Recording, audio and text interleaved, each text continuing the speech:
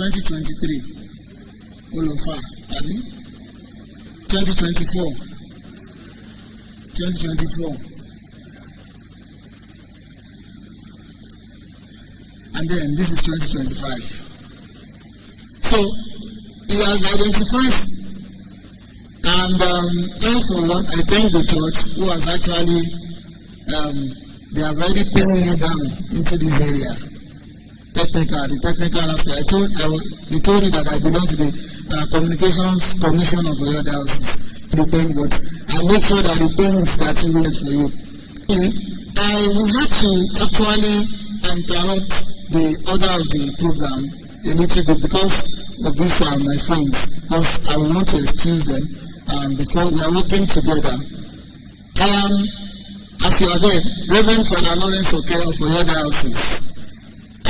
Presently, I am not running a parish. I was in St. Bernardine for 10 years as a parish priest. I had to leave that. Like I told you now, I've been pinned down to this. It's a serious business now. So, I am the director of Fides Caritas Information and Fides Caritas Info Power Enterprise and Don Bosco Wood Workshop. I'm also a carpenter. So I'm just like a man of so many these things. So, but we are talking about Fides Caritas today, which is an armed communications that's a technical tool, so to say. Last year, we discussed about artificial intelligence. If you remember, artificial intelligence and the wisdom of heart, towards a more, humane communication. That artificial intelligence can be used, and that was when we actually invited Safapunda to our diocese that he was talking about. And since then, we started working on different applications. In the year 2000, the world officially became global. Which therefore means that there is no field in this world, a technical angle to it. If I ask you, my dear brothers and sisters here, do you have any application in your parishes? It's part of the deficiency that Sir Felix is talking about. That's the age we are. We cannot run away from it. And how well, or when are we going to play into this space that we're talking about? And that is why I just want to invite Mr. Peter, I have Mr. Peter with me and Mr. Ayabayomi. They are my colleagues. We are working together. They are actually from the tech department of Wema Bank, actually. So they came all the way from Lagos, from the district. We are working together. So we develop applications for different needs of parishes, institutions, whatever. So, and I have brought them because there's a new application which already is displayed for you, which is usually called the Church Plus. It can actually be modified for your needs as it is. But then, what we have here, I mean, just give them so that I won't stop all my. What we have there, and we are going to communication angle of this application. Imagine you in your parish. In fact, there are so many times in my parish before, in my parish, or in some churches, because I say, new members.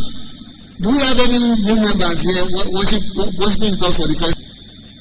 And then they are not able to stand up. But with the application, it's just for them to go to the board, scan the QR code, they register as a member of the parish. And we have lost so many members like that. This application does that.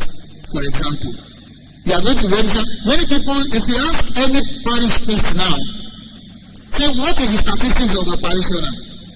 Tell me, how many parishioners you have? About 200, 300. Statistically, we are lagging behind. And that is the reason why we are not able to plan. But when you know that you have this kind of parishioners, there was something when we were working together recently, there was a discussion that came on between us.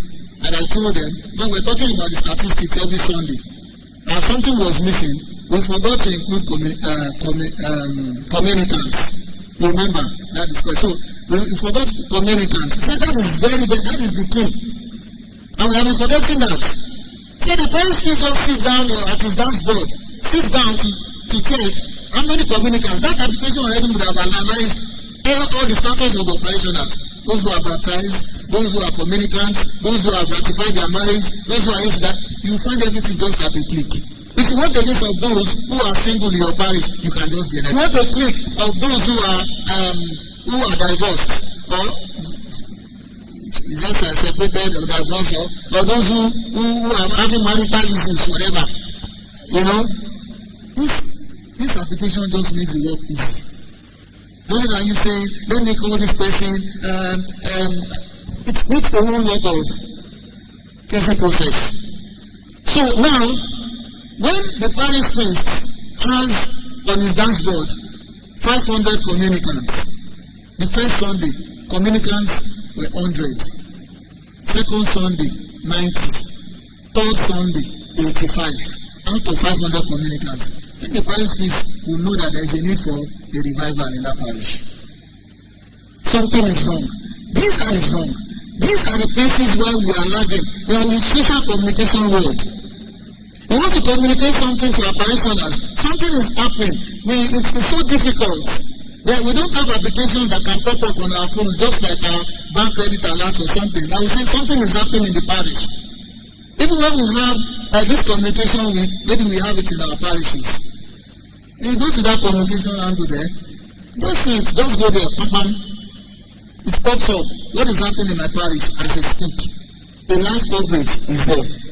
All these things I tell, let me just give them I will still come back. You see, I have my own source of but because I just want to, I mandated them to come because I just don't want to sound like I'm the only one in this. Please. And I think we will not take their time too much. Just briefly. Good afternoon, everyone, and thank you, Father Lawrence.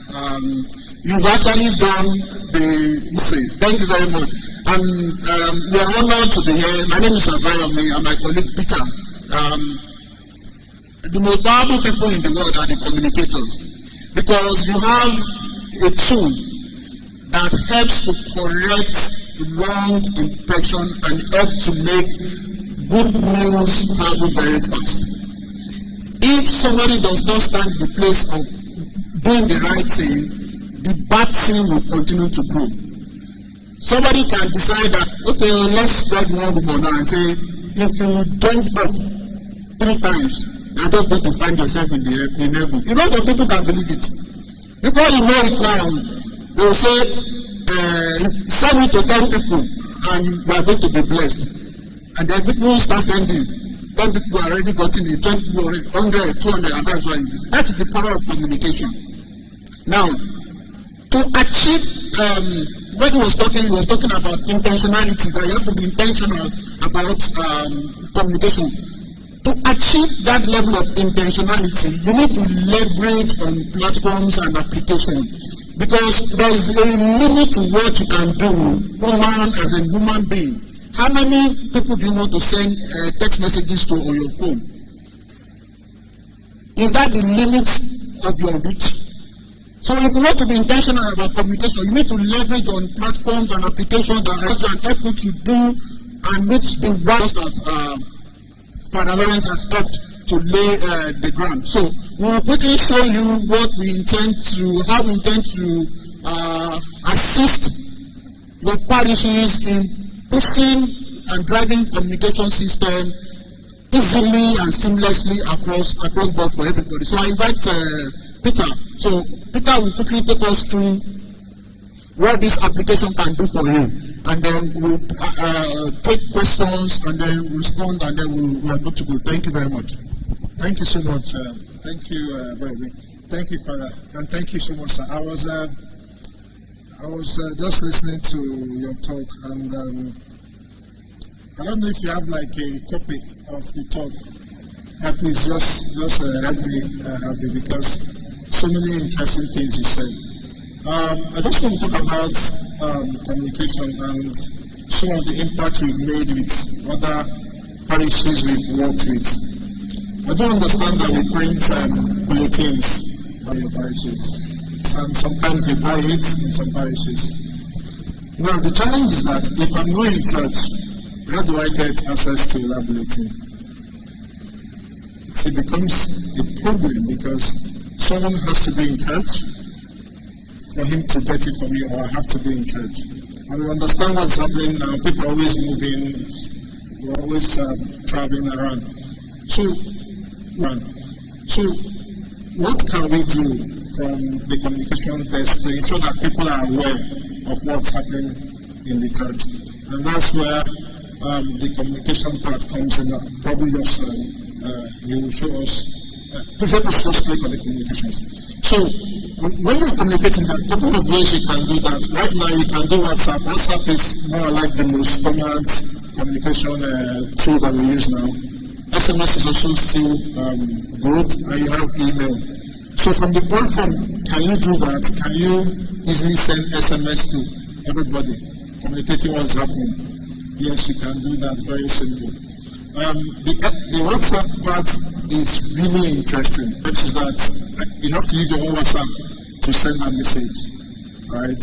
And when you're sending message via WhatsApp, you can't personalize. When you're sending message via WhatsApp, you can't personalize. Imagine typing name of members of the church to personalize the message. You can't message people easily. You can even schedule messages here that will communicate to members. Now, what we did with Church of Transfiguration, I'm not a member of Church of Transfiguration, but I'm always updated with what's happening there, because they always send the bulletin, they send read what's happening. And imagine how many people you can communicate with, how people you can inform when you have a case. Go to the app and do your mass booking and pay for it. Go to the app and do your mass booking and pay for it. And mass the service, your prayers will be read. Sorry. Where do I stay so that I can take it? Okay. Alright, so you can do that. Just let me click on the parish. No. The last tab. Okay. Oops, sorry. Yep. Alright. So this is what the mobile application looks like for members. So from our desk, we have a tool that we can always communicate members with. Now with this, all parishioners will be able to consume the videos of the parish easily, and you restrict the video you're consuming to the parish content. So you're not going from one video of the parish, next you're watching macaroni or you're watching something else, right? So you restrict the video you can consume to that of the parish. Next thing you can do is do your reading, daily readings. You can do it on the app, and the mass intention, like I talked about. So when they have that app, if you're able to get your parishioners to have the app, you can push content from the application we showed you to the mobile app, and people will get notified, just like you get WhatsApp notification or you get Facebook notification. Their phones will be notified of their message. So what we are looking at is how can we leverage technology to communicate better with our parishioners, and that's what the application offers. And to just talk about what Roma Bank is doing for parishes, Roma Bank is always looking at how they can support.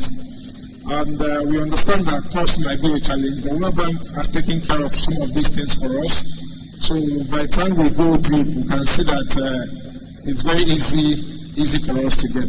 So I believe this will answer it. If you have any question around it, I believe we can just take 1 or 2 questions. Thank you so much.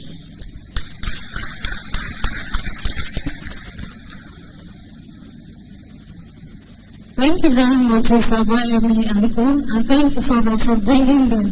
Please, if you have any question for them before they leave, because they actually they're traveling.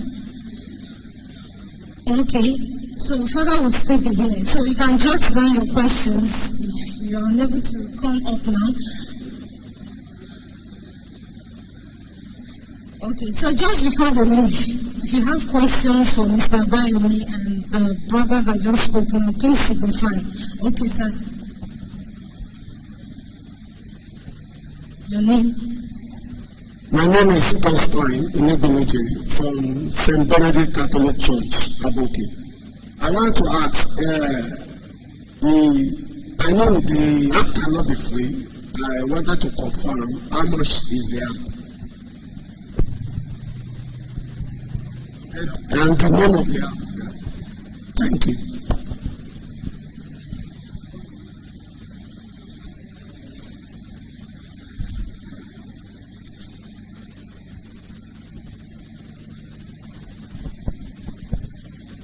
My name is Mrs. Chibuzo from Our Lady Queen of Nigeria, JSB. The app sounds very interesting to have. Now that you have an app for the church, for members to get this app, who is going to be the sole, how will I say, to be adding members or sell this app?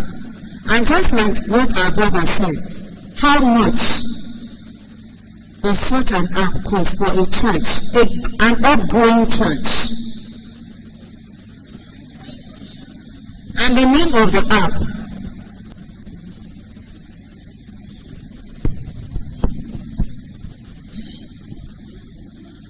Thank you. My name is Stephen again from Our Lady Queen of Nigeria, JSB. As we already know that for us to use the app, can we use the app without data, without putting our data on? Because whenever we are using the app and then your data is on, there is how a message, like a message will pop in and then someone will be tempted to open the message. Is it data free or we have to on the data before we can use the app? That question is very important. Out of the two questions, the answer one. Clement Ogunwaye from Ikeado St. Joseph. Father, you made mention about to know the communicants in the church. I want to ask, is the church is going to work with us? Because, for instance, let's assume that maybe 20,000 in the church, and we want to display that 1,000 communicants in the church and others are not communicants. So is the church is going to work with us before the mass or what? Any other question from this side? Okay.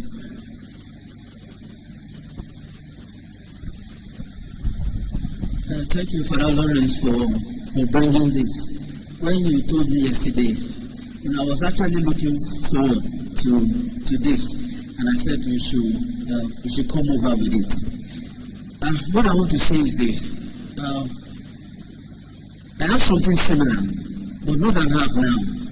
It's on the website, and it's going to be on the part of the administrator. And I want to say for 3 years now, I've not been able to input anything there. It is because of the stress, and it's data in, what goes in is what comes out. So the moment you mentioned it to me, I was actually just looking forward to it. Now, can this be integrated into a website? That is one. Second, with some other person, we're looking at how we can actually synergize the data platform of the parishes in the Archdiocese, where we can actually, you mentioned that about videos and stuff and all, where we can incorporate that into something central that you go into, just like a library, you go into and then you are able to see other parishes, what is happening there, and that will encourage other parishes through, because the plan there was that to gather us this way, to have videos of happenings in parishes, and then to put them on the side, to put our faith in people's faces. That is what evangelization is all about. So, can this do that? And then, the important word, Yamut. Thank you very much. Any other question?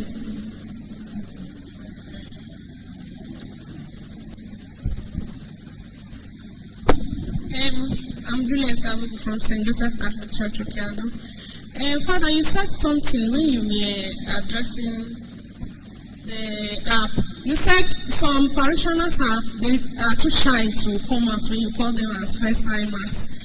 You said something like to easily register them or identify them, they will just, I don't understand. Is it fingerprints that you use? Or, Any other question before we get answers to our questions? No, thank you. Well,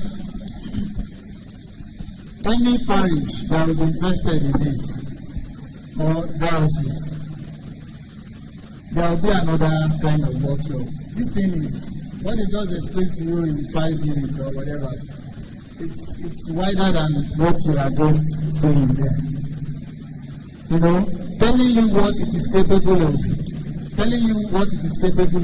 can imagine how wide it is.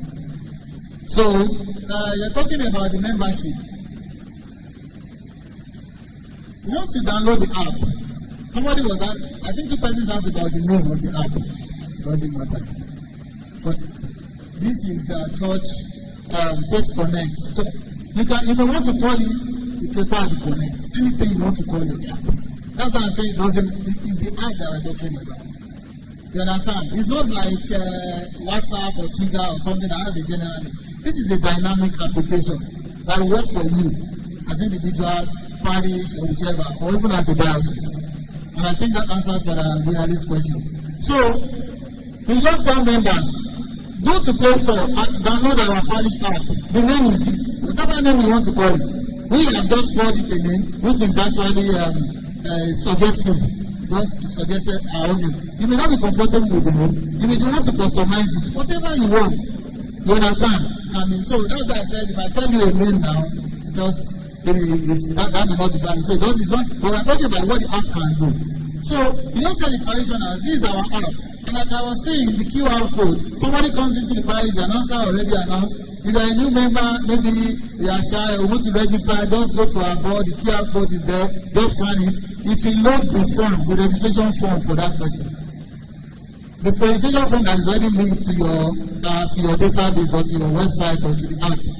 So the person goes there and it begins. What is your name? What sacraments have you received? Are you a communicant? Are you baptized? These are the information. Which family do you belong? And things like that. Or are you just a sole member of it? These are the kind of things I'm talking about. Are you with me? I think that answers your question. The last. So you are going to ask that question on the phone. Then, Father Gunyalo, if the Archdiocese want to synergize, then it therefore means that the Archdiocese has to come on it as an Archdiocese or a diocese, let me not say whichever diocese. So it is there, it was actually designed to work for the entire diocese. But we discovered that some dioceses may not want to key into. But some parishes want, like I wanted in my parish. Like not wait for my diocese. So that's why we have something that can actually work, and that's why we have something that can actually work for parishes. If you want to stand alone, of which, if we begin with parishes, maybe 20 parishes in the Ibadan diocese are very keen into it, and the diocese is interested, we can still create that platform and link the 20 parishes to the diocesan platform, so that we know that the the parishes that are in the platform, we can do that kind of platform exchange, videos or whatever you want to change on that platform, since all of them are united on the app. That is possible. I hope I answered your question, Father. And so then somebody asked the question about communicants. Yes, you see the app is designed in such a way it can have so many administrators with different levels of rights. So every Sunday, for example, every day, whichever way you design it to be, if you have an activity, those who are in the ushers or church warders, whatever you call them, they have an access to it.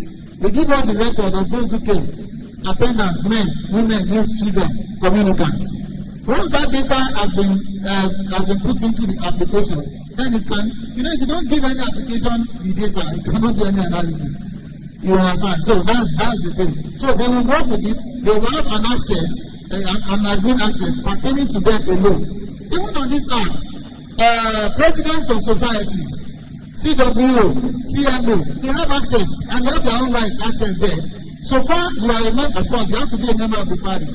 You're a member of the parish. You are registered on the platform, and you have been allotted. The super admin has already recognized you as the CMO chairman. There will be a login detail for you, and when you log in, you can only have access to things that pertain to your society. You want to maybe spread a WhatsApp message to your members or a text message or whatever, or you want to, even if you want to run a kind of what do you call this thing? A survey. You want to run a survey, maybe like in my parish we used to do something every quarter. We did something like a parish platform, parish forum, sorry. You can run that rather than making the mass too long. You already have put it there, the form there. Please give me your view. If you want to know the name of people, you can say, okay, mention your name. If you don't want the names of people to, this thing is wider than what we have just shown briefly here. And like I said, if any parish or any diocese is actually interested, there will be need for another kind of seminar for this, because it's really, really wider than what we have taken. If you say data free, it cannot be data free, because you are trying to push in data. You understand? If you accept that you just want to communicate with yourself, and then there is no need for the application. You understand? You are holding your phone. Whatever data you are putting in, you are seeing it. So why put it on the application when it is only meant for you? If it is meant for others, then you want to send data to others, and you have to use data to push it to others. So there is no way you can understand. You understand? But the thing is, you know, Safa Punda was talking about optimization. When you do a video on your phone and after the recording of just 5 minutes, it's telling you 450 megabytes. You know that kind of a thing. But when you run this on this application, it has already optimized whatever you are uploading. It has already put it in a space so that it will not eat too much into people's data. When we're talking about price, the pricing depends on what you actually. But I can tell you that this application is as low as 3,000 naira per month for a parish of about 200 people. So I tell you, that is almost like nothing, because it takes care of the parish activities. We have not even gone into the finance part of it. We have not even gone into the finance part, which is very, very robust. You understand? Exactly. And it's not that parishioners will pay for it. No. They are saying that 3,000 will be paid as if you're, like I said, a small parish. Maybe even a big parish of the Basisa, you know, more than 6,000 naira per month, 10,000 naira per month, depending. It's not at all. It's not expensive at all. When you look at the parish, for example, you have to take a bite to the bank to make your payment. Imagine you making a payment and everybody receives alert immediately, email, without any stress. And then on your dashboard as an individual, you know how much you are owing from your levies, from whatever you might have pledged, and things like that. So that's about it. The price is flexible. Actually, it's flexible. But if you really want a fully customized one, then you have to be ready to pay fully. So I think I've answered all the questions. Yeah. Yes, it's free. It's free for the parishioners, everyone who wants to join, or members of the parish to download. You just go to iOS or what's it called, Play Store, and then you download the app. You have it on your phone. So I think that's. Sorry for coming again, Father. Is it going to be ads free? Sure. It's going to be ads free. Yeah. If. Okay. Then it can run on both iOS and Android. Sure. Good. Then the back end, the security. Okay. I'm sure of that. Okay. Thank you. You could imagine why we actually have to. Yes.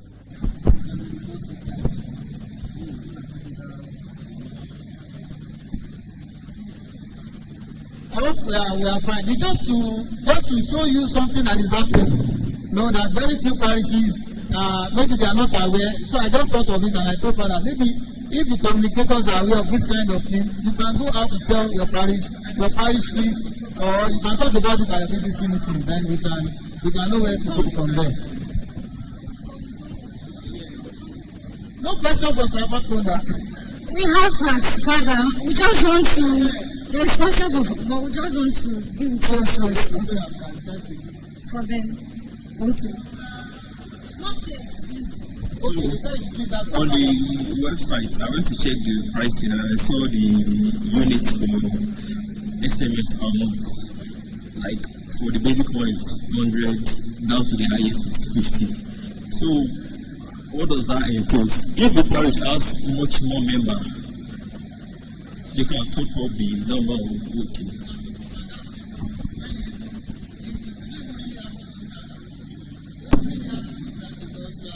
If you can use WhatsApp, so it's not really, except you are considering your parishioners who are not using Android phones. If you have the option of not using SMS. But if you want to reach out to your parishioners, the message is so important, and you know that many of them may not have WhatsApp or they are not on WhatsApp, then you can go to the SMS. It's optional. It's not like important. You understand? Thank you very much, and thank you all for making this session an engaging one. So I know some of us still have problem questions. Father will still be here to answer those questions, and I believe he has a Twitter handle. Or Father, you're on social media now, so you share your link with us, so some of them can reach you now and after. So thank you very much, brothers, for coming once again. Please, let's appreciate them as they go. So, we'll briefly have the questions and answer session for Sir Phyllis Fakunda. I'm sorry, sir, if I'm not pronouncing it very well. So, for those of us that are aching to ask questions, we have questions for the guest lecture, so it is time for you to ask. You have contributions, clarification, he's there for you. Please, just the way we did the first one, you introduce yourself, then go straight to your question.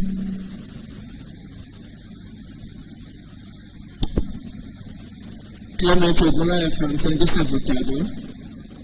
Sir Felix, yes. How can someone page, maybe Facebook, YouTube, Instagram, whatever, to be monetized?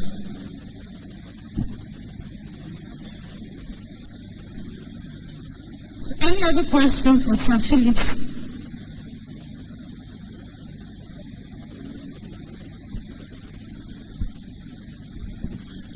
Good afternoon, brothers and sisters.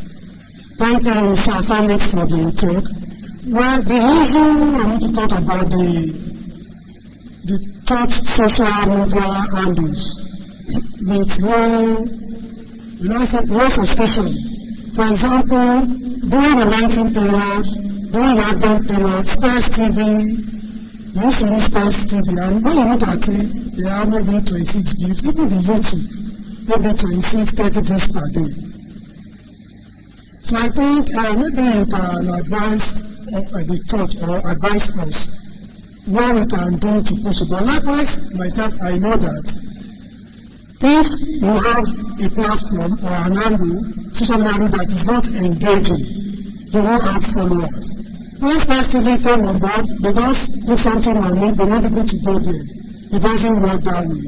Maybe there are kind of programs that they bring up that people will not come on board, like interactive program that comes on. So like that way, they can generate followers. I have people that are close to me that have social handles, and it took them time, money, for them to have the real followers, as in organic followers. So, and likewise also, all these Space TV, the church handles, when they post program, when they post content, not just content, I can't maybe they need to sponsor it. We just drop things, we just believe that people, when we sponsor it, others too can see. So maybe, please let us talk on how the church can really, like the Space TV, the YouTube, I think that's also a good one. When they put something there, you don't see it engaging at all.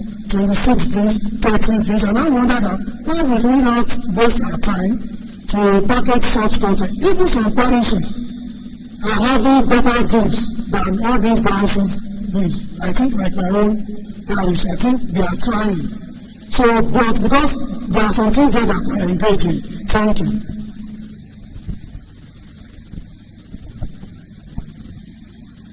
My name is Antonia Igbala, St. James Catholic Church, Olorundaba. So you talked about encourage and context creation. I want to add that this context creation, can it be only the youth in the church that can do that, or we can involve daddies and mommy in the aspects, like you said, in short kids, inviting members for adoration of the Blessed Sacrament, so that it will be more interesting, like everyone should be involved.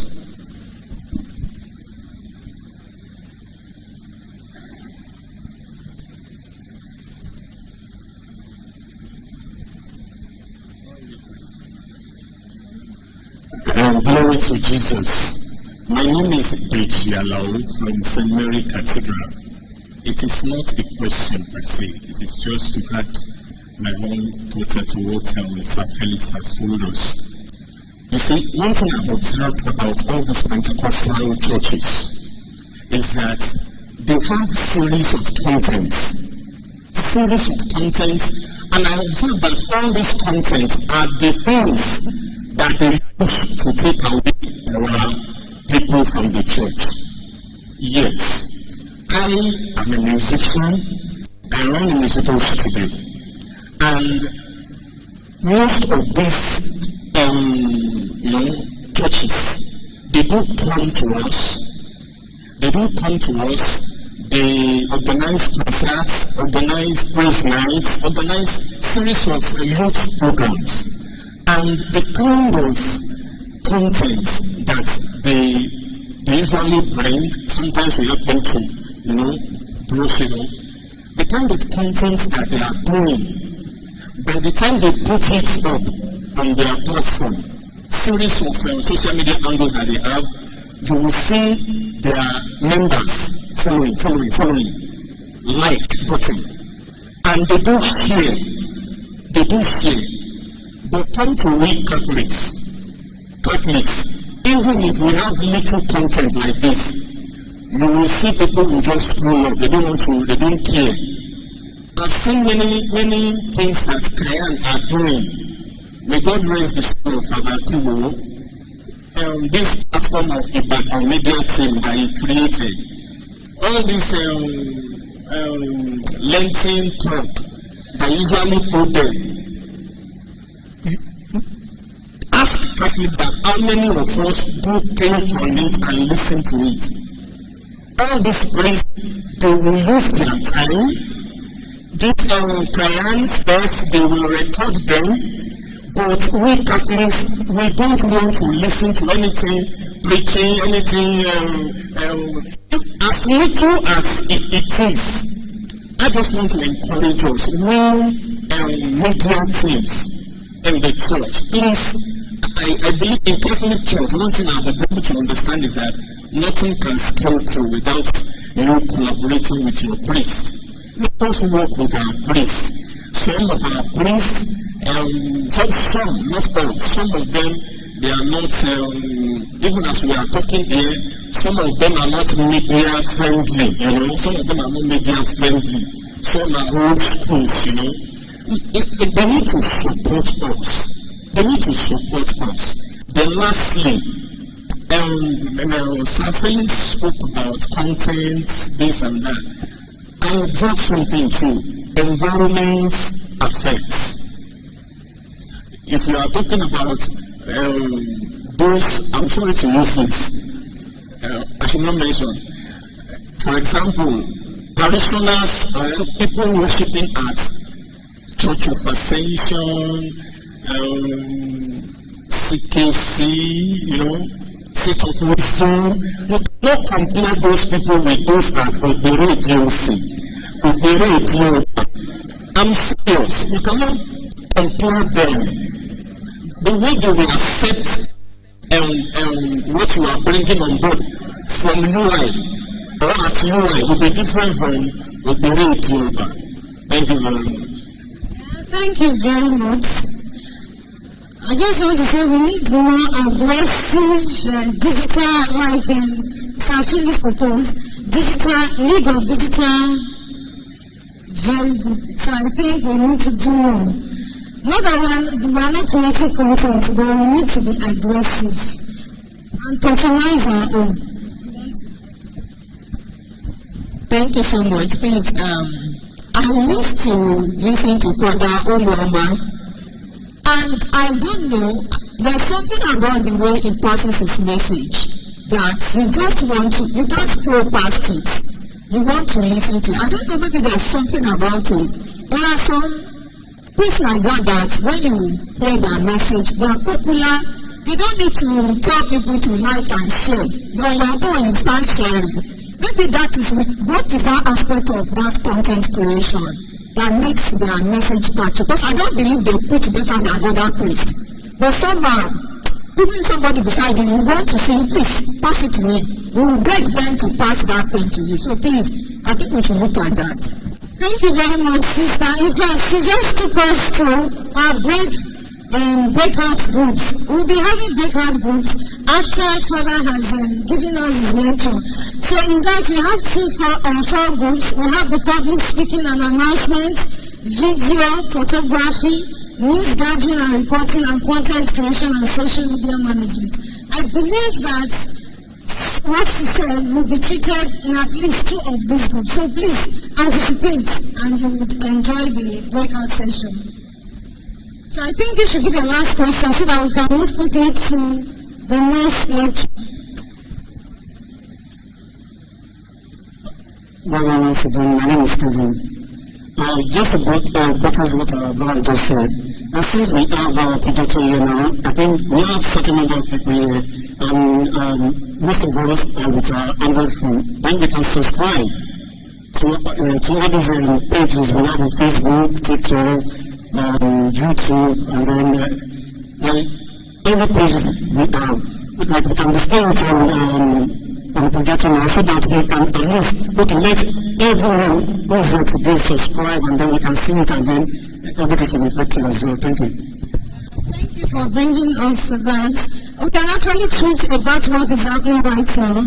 So I think the media can project the link so that all of us can share it through our X's, and Twitter is not X. So we can do that now, then upload your status, whatever we've been doing, we can do that now. It begins from there. I saw a hand. Okay. My name is Raphael Olatunji from St. Benedict Abuke. Actually, I wanted to ask that question. Like the attitude of Catholics on this social media promotion is not encouraging at all. Look at Calvin Bennett, for example. As a person, Calvin Bennett has 349 followers. Go and check the Facebook account of Calvin Bennett. It's something. Very, very something. So I think we have much to do in this regard. Like all the other social media we have, like the Spice TV too. Just like somebody said the other time that the preachers we are talking about, some of them they are not as good as our priests. Somebody was saying somebody a priest in Philippines. That priest has about 1.5 followers. Because he found the fact from 1.5 million. Can you imagine? Because of the fact of congregation, every morning we do adoration, do a lot of devotion. So many colleagues are supplying to that. We can also do that in some of our social media, Space TV, the Catholic Independent and others, and it will encourage us to do that. Thank you. Thank you for your contributions. So, Sir Phyllis, you have.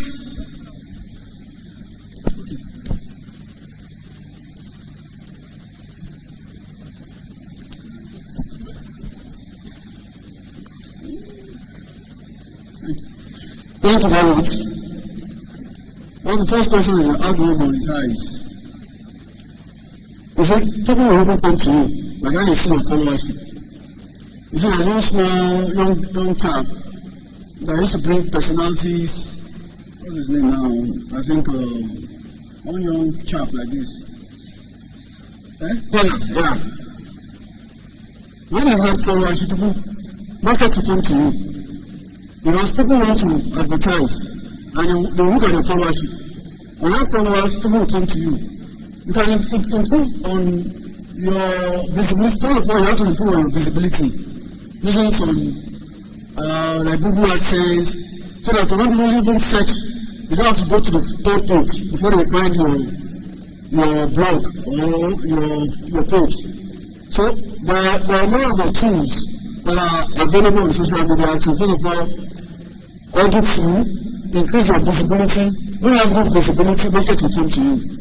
Like Father Anthony's YouTube page, I saw an advert there by King's International College. I don't know how much it's collecting from there, but it encourages. Before the mass, they advertise. Before you check his content, they advertise. So people will come to him because in his locality, that school is around Monia, and the school knows that there are parishioners of that church, or people that are even outside that church, that are in need. That come to our page. So markets will come to you. The first thing you need to work on is your visibility and your followership. Now, engagement on the platform, Brother was spot on when he said that when there's no engagement, your content must be engaging. And that is why I mentioned that we need to be intentional. Being intentional goes for the creator, the owner of the blog, of the site, and we Catholics that are patronizing those sites. We can leverage on personalities. For example, my sister spoke about the Reverend Father that has a lot of followership. If I have a blog today, I'll go and interview him. When I go to interview him, I put on my blog, I'm getting his followership because with his followers, people, a lot of them will come and say, what is Father talking about the year of faith? When I say something about the year of faith, and I want to listen to it. So a lot of people go on that platform because of him. So when a lot of people go on that platform because of him, then it means that I'm driving up the numbers here. We don't just go to open a blog and just be putting homilies alone. There's a site I subscribe to, a YouTube channel of Father Bishop Robert Brown. Is a bishop, I think in Chicago in US. He does a whole lot of things. You cannot get bored. They do online lectures, you can diploma and things on theology, on a lot of church history. So when you get to that place, it's not just about the Sunday homilies alone. You are being enriched. You can enroll in their institutes, and it's making a lot of money from donations, from subscription, and so on. So we can leverage, make our site engaging. When it is engaging, then people will come. The creation of content. Creation of content is not, but like it has been said that we should start subscribing. Sometimes when I put something online and I see a lot of views, I'm encouraged to even do more. Now, it's not enough for us to say, well, their content are not engaging. We should comment and say, oh, beautiful, but why don't you make this engaging? Your comment is a feedback. But when we just walk past and say, in our minds, what's this? We are not helping the church. Let's go down and give comments. Father, thanks for the opening. Is there a way somebody can do this? When there is something like that, you see that it becomes engaging. There was, when I used to write as a columnist in the independent newspaper, I heard something about maybe that write-up was inspired by Father Anthony Ogunale's, one of his contents that he shared with me about the three wise men, the visits of the Magi. So I read it and I was able to develop something from it. Father, I'm telling you that one pastor told me from India, and he sent me a video of when he used that writer to preach in his church at India. So the search, a Google search, took that write-up from independent newspaper to India, and it was televised in 7 of the churches. And I was saying that maybe one day he's going to invite me to India. That kind of a thing. It was a feedback for me, which encouraged. Okay, someone is reading it. Yeah, that's feedback. So we need to give feedback so that the content owners can look at it and say, okay, I think I'm doing something good, and it will drive them to engaging their audience more. Then I'm thinking about, should we make the content creation to only use? No. Look, when you first of all target people that have followers on their Facebook, on their Twitter account and things, when you go there to engage them, interview or ask them to do a skit, you put it on your church platform, you put it, and people will drive traffic there. You drive traffic. When you just share it on their platform, they're driving traffic to your channel. So it's not only for youth, encourage adults too, that have content to create. All those old people, they are libraries. They are libraries, and we must ensure that those libraries are not shut down by death without us tapping into it.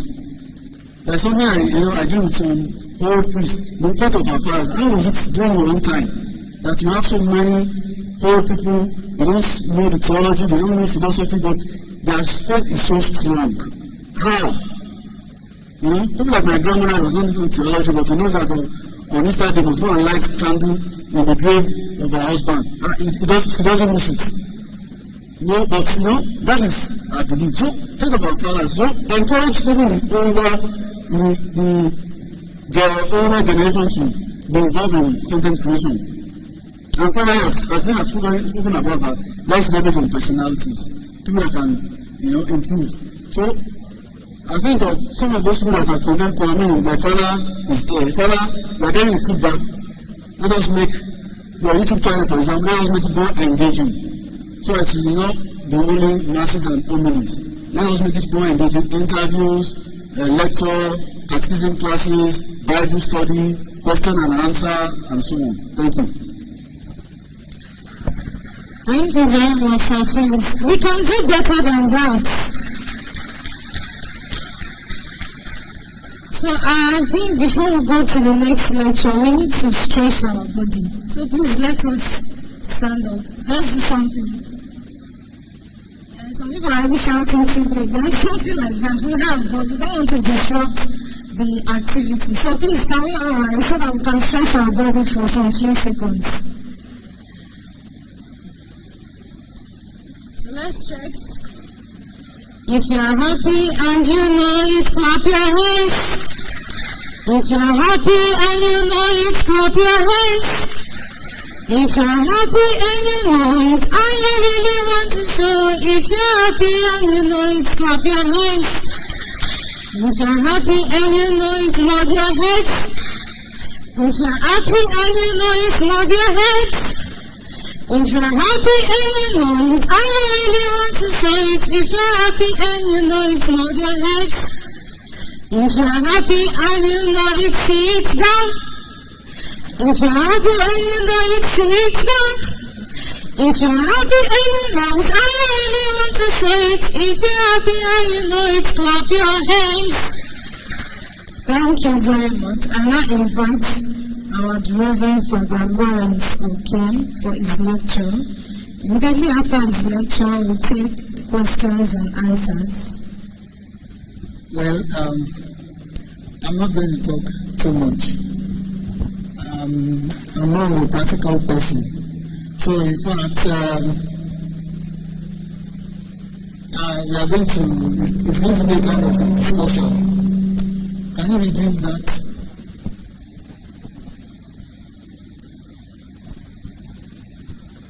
Now, I will be putting on more the Kazakh than the other, So, it's just to kind of synergize all that we have been talking about.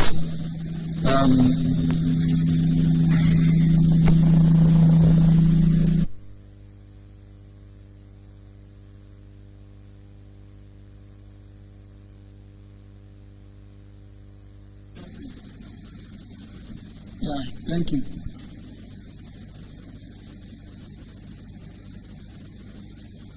want to ask a question. Can anybody here tell me the fastest technology that has ever existed? What is the fastest, or should I say the minutest time measurement? Any physics student? In Planck. Physics, Planck, Max Planck. Don't mind me, I just finished school. So it's still there with this small. I think Planck time, that's the minutest, not microseconds, not nanoseconds. We are talking about, I think 5 point something times 10 into minus 44. You could imagine, like the speed of light in Planck time. So we don't have that kind of technology yet. I don't think we are there yet. But have you ever thought of the fastest technology that ever existed? Think of this. Don't think it's because now that we have Starlink that you think that's the fastest internet. Have you ever thought of it? Okay, let me give a little bit of guidance. We have emails. Everything is electronic. Emails, and I remember that the person that actually how will I call it now? That took me through the journey of knowing the fastest technology, which every one of us, technology, internet, all these things that we're talking about, we are driving towards. I remember it was Sobarejo that mentioned it. Said in the age today we have e-receipt, e-learning, e-everything, but before all these things we had Emmanuel. That is God. That is God.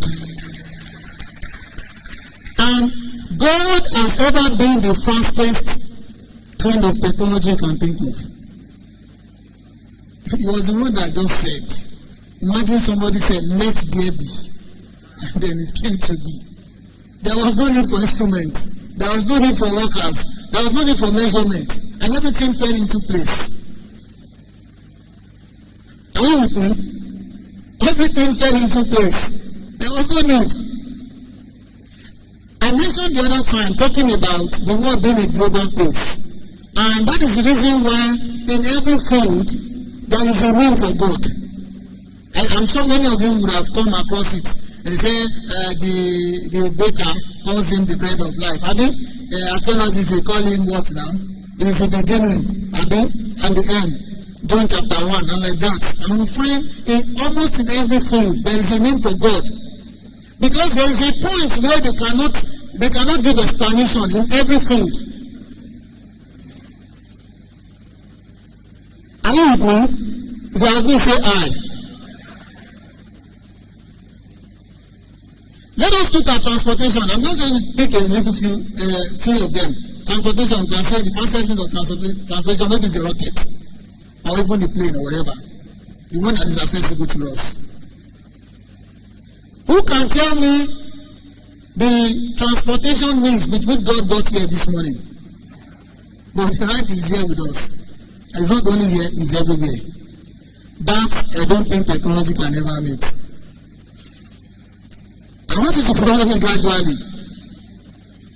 I remember, I'm sure I can see Mr. DJ Alao there. I've forgotten that Baba. You remember that Baba at the cathedral? Baba Catechist. Tibo Rotiki, oh, you call me? That Baba, I cannot forget that catechism class that day. When he was trying to narrate the event at the Garden of Eden. And that's exactly what I keep on using.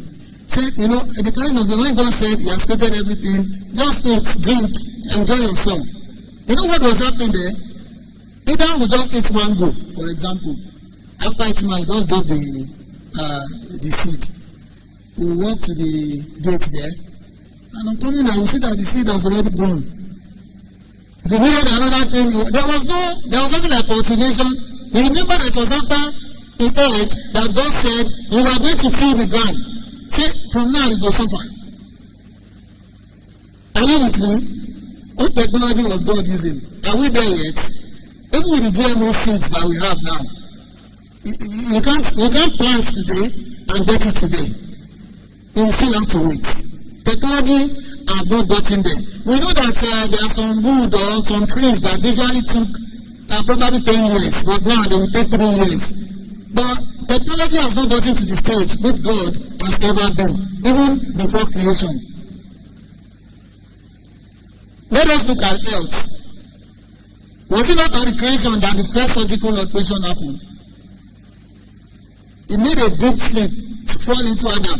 What is it that, has anybody gone into the theater before? All the first thing they do, they make you sleep now. Was it not God? This is technology that existed even before creation, and then we are bragging about it even now. Jesus Christ, what did he do even in the gospel? I don't want to, there are a whole lot of it that you can see in the scriptures. But Jesus Christ will just carry spit, put for sand, put for person eye, don't be see. Whereas now, we will really need experts to really work on those eyes. They will bring it out, wash it, put it back, remove this one, and after they even tell you it's 50-50. So you are seeing small. After, you should not see again. But Jesus Christ, without any of that, if at some point Jesus Christ said, just go to this river, go and bath, and you'll be clean to the leper. Tell me, has technology got into that stage? Not yet. So, when we look at the different fields of life, we would know that God is still where He is. God is still where He is. And I'm just going to do I wrote a whole lot of things here, but I just want to summarize it. That's the same thing. Talking about in different fields where God is present and where God can never be outshined. What is it that I'm saying, my dear communicators? The scripture tells us that God is the Word. Am I right? What is it that we communicate? We communicate words. If you do not have God, there is nothing to communicate. If you do not have God, there is nothing to communicate. Your communication will be empty. Let me say lastly, while I skip through, if there is anything that I really want to mention again, which has not been mentioned. Lastly, I remember, it came clearer to me, the saying before that, there is one tool of communication in the age where we are today that we are not using well. And I want to draw our attention to it. And that is silence. Silence is the greatest tool of communication. Because it is in silence that we connect to our communicator, to the communicator. Yes, there's a difference between our communicator and the communicator is God. Please, in the age of today, we are so noisy. I was looking through the social media at some point in time, and I saw one, I think it's a Celestial Church or there about, people were pressing phone in the church. The ushers will collect the phone and will replace it with the Bible. I think you saw it. The noises around, we are not hearing. We are not where we are supposed to be because of distractions everywhere. Silence is very, very important. Let us also not forget the traditional means of communication. The human relation. I was talking about things that already existed. There is nothing that comes into being now that has never been. When we talk about the social media, man has always been a social being. It's just the mood that is changing.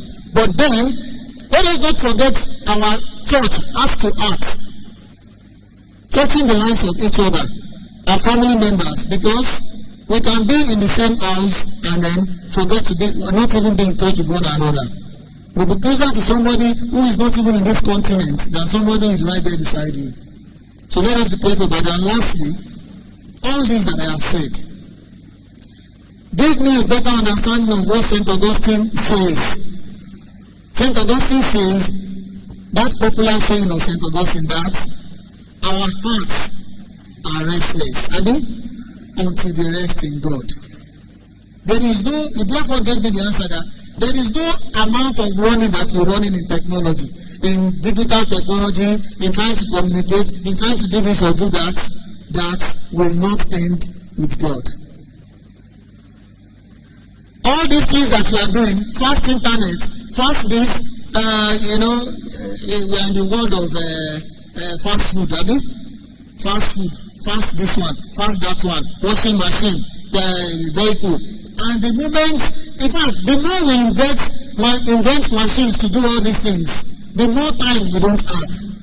What an irony. You will just speak about an app now. Could imagine a lot of work that you really need to do more when we even key into that. We pray that God Almighty, who is the ultimate communicator, will continue to put His words in our hearts, in our minds. But then, all this that we have said, let us not forget. Silence as a tool of communication, and then, if you don't have God in you, you have nothing to communicate. You are empty. And somebody already mentioned it here, that you cannot give what you don't have. If you do not have God, who is the Word, then you cannot communicate. May God help us. Thank you, everyone.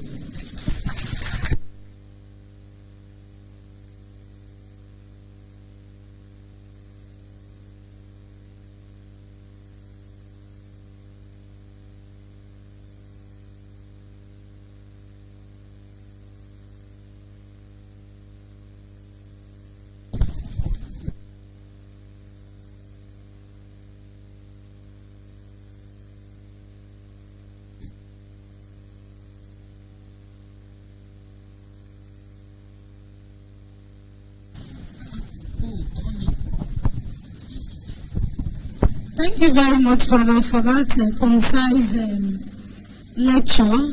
So we'll now invite, for as many of us that have questions for Father, for this lecture, please you can signify by raising up your hands. So you introduce yourself and... Which the Catholic Church is actually built on. And people see, in a way, that the Catholic Church seems a bit boring in these modern times. And so far I want to ask, if silence is a very powerful tool, and the Catholic Church appreciates silence a lot, how can we best use silence in such a way to engage Catholics more in this present age and time? Thank you very much. Thank you, sir.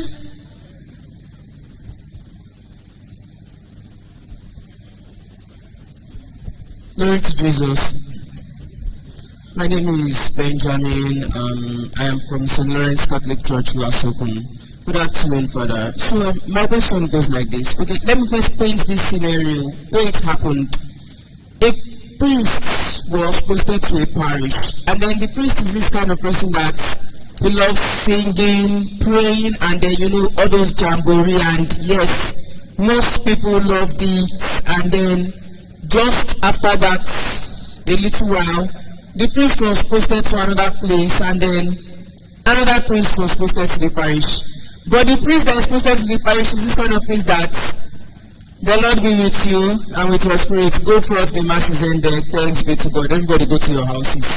So now people are complaining, Father doesn't take time with his mass, this and that. Because they don't have the chance to vibe and do that. You see that most times now, we the Catholics, we tend to want to enjoy the vibe in jumping around, and we don't enjoy that sacred silence anymore. And then secondly, this question just popped into my mind. Accessibility to the young ones, especially in the media aspect. There are younger children that are not up to my age, at least around the age of 6, 7, 8, 9, who are very intelligent, but don't have the permission, especially from their parents, to move out of their own parishes, probably to other parishes to train, like joining Kayan. There are some children in my parishes that deep inside them, they want to be members of Kayan, but then their parents can't let them live just alone like that. And their parents are those parents that will be like, I don't have the time. If they can come, then definitely I will let them join. So I don't know, is there any way that there can be an outreach? Because technically, I've not seen Kaya come to my parish or Kampan come to my parish and let the members of my parish know that yes, actually there is something like this in the Archdiocese, and there is an avenue for your children to join all this kind of stuff. So if there is an outreach to parishes, let people know that yes, all these kinds of stuff are actually available. Then you have like minds and very intelligent minds come out and do things. So please, is there a way all these things can come up? Thank you. Thank you very much. Please let us help further. Let's not put our questions together. Who else again? Okay, Father, please. Over to you.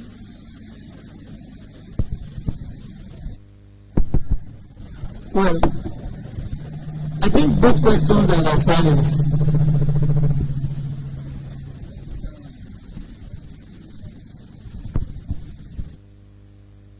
Both questions, I think, majorly they're about silence. And I mentioned that our tools are not complete because silence is missing. I'm not saying silence is the only tool.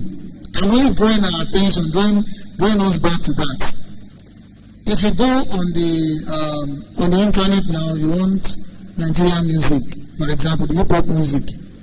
Listen to 5 music. Then, many of us, what they are concerned about is the beat. The way do. You see everybody dancing like. Try to pick 5 of them and listen to if there's any message. There is something. Thank you for that question. There's something that is actually trending now, which I'm seeing about the traditional and the local music. And I think, Mr. Adeji, you do that once in a while, so I don't know, maybe we are not seeing much of that. We can, if things work out well, we can always see those times. What happened to I have decided to follow Jesus. Can you see what is happening on social media with that song now? Let's have that song. I have decided to follow Jesus. Did you see how somebody has turned that music around? So all this song, all the earth proclaim the Lord, sing your, all of you know it. So why are we keeping it there under the pot? Can't we do something crazy about that music? Is that not a way we can, but not to deviate much from what we are talking about. It is in silence that you can actually think deeper and you can bring out meaningful words that you cannot communicate. Either through music, through drama. If you don't sit down to think well, to actually to meditate, kind of. It's a level of prayer in the church. Meditation, then to contemplation. I don't think many of us even extend those levels again. There are a lot of things waiting for them. In fact, that is where we meet God.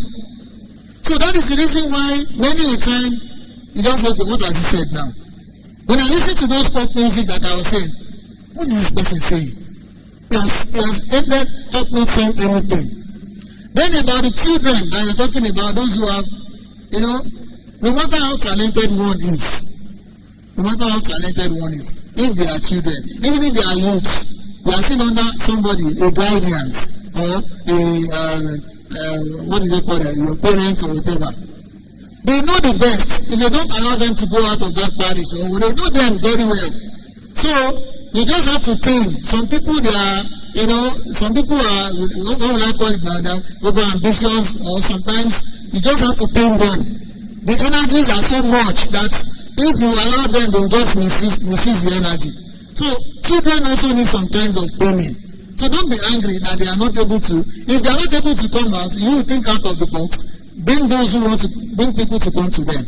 You don't want them to come out of the parish, Adi. Who are those who need them? Identify them, bring them to the parish to meet those children. And I think that solves it. God help us.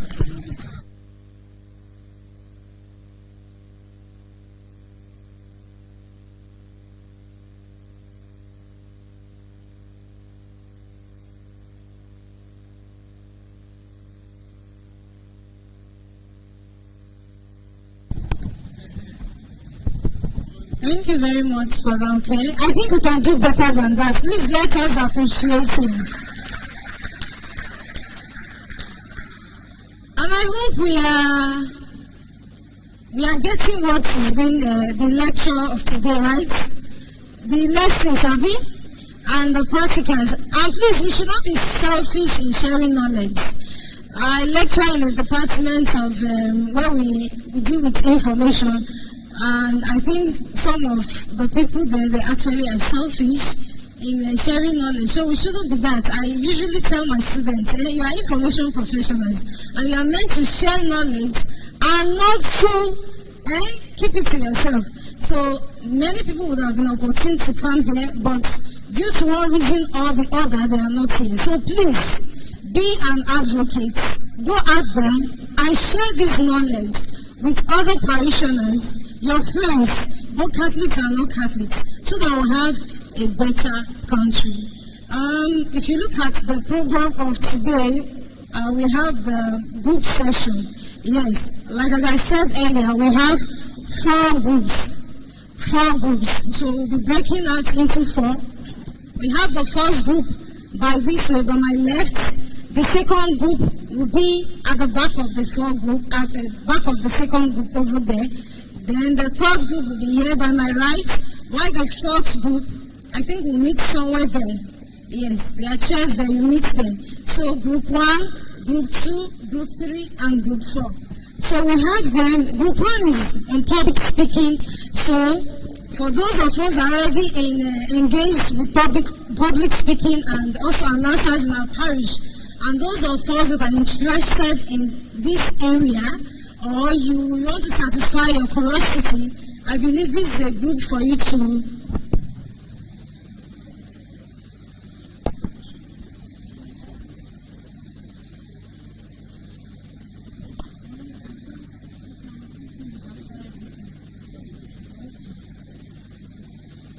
So for those of us that are interested in being announcers, for lectors, you belong to this group. Lectors, media practitioners, and media team in our parishes, you belong to this group. So we have very capable hands to actually take us on this group.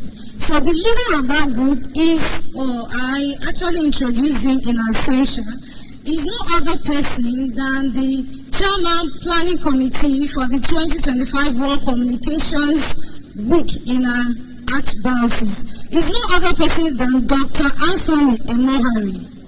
Dr. Anthony Emohari. So, Dr. Anthony Emohari is the former General Manager of the Diamond FM University of Ibadan, and is now the senior journalist with the oldest newspaper in Canada. So he might be here physically, but is actually in Canada. The oldest newspaper in Canada. So Emohari.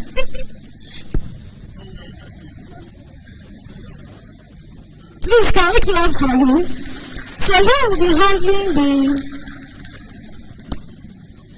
handling the public speaking and announcements. So for the announcers, the lectors, those media people, for those of you that want to join, and those Sionites that don't belong to anywhere apart from Sion and their parish, you can join that group. Then the second group is video and photography.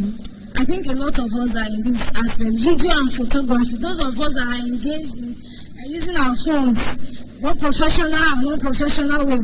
So we have it all here. We have experts, video and photography, and group 3 we have news gathering and reporting.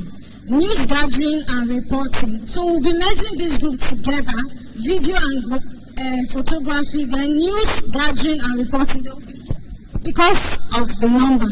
So we'll be taken by one person, and is no other person than Chief Cosmos Oni. Chief Cosmos Oni. Sir, can we have you?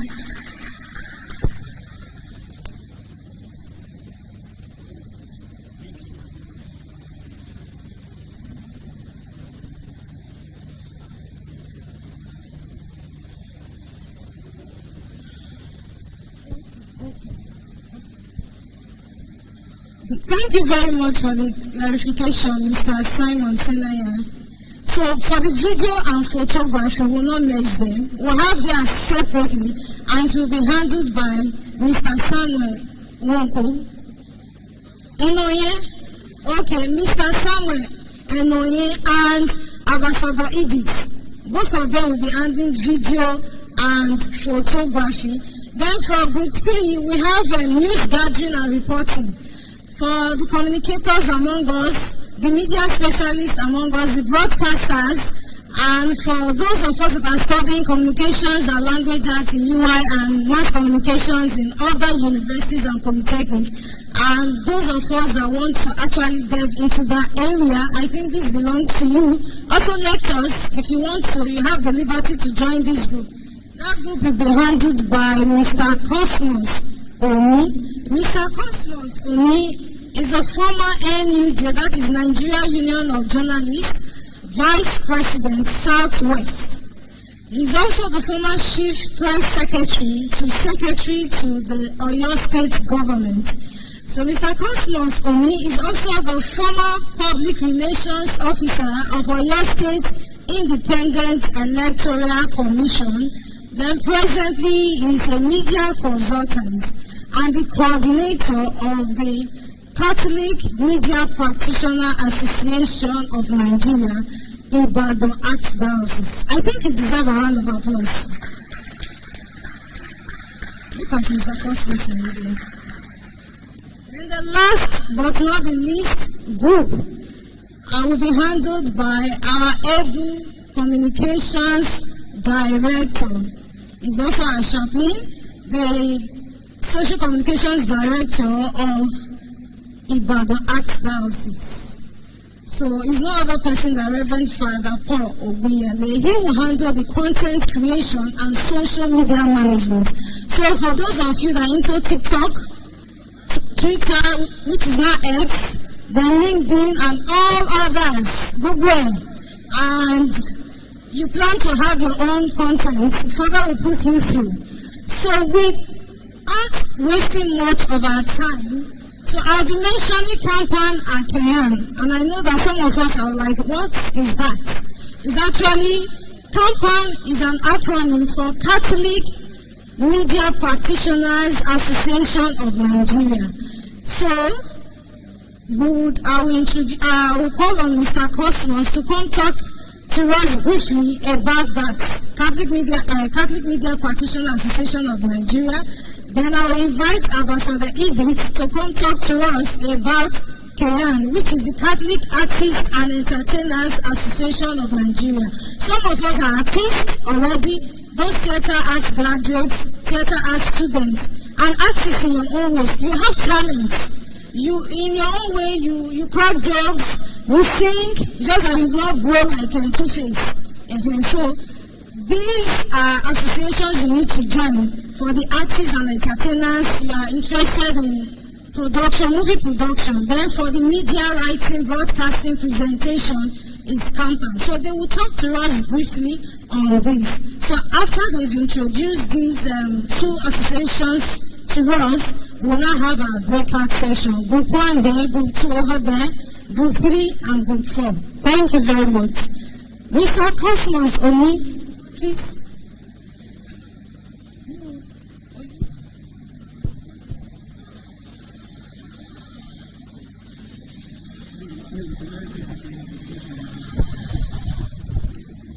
Glory to Jesus. In order to save our time, during the course of the group session, we got to know more about Kampan and Kayan. So we don't want to waste much of time. So let us go straight to the group session. So group 1, you have to be here. Public speaking and announcement by Dr. Anthony Paul Emohari.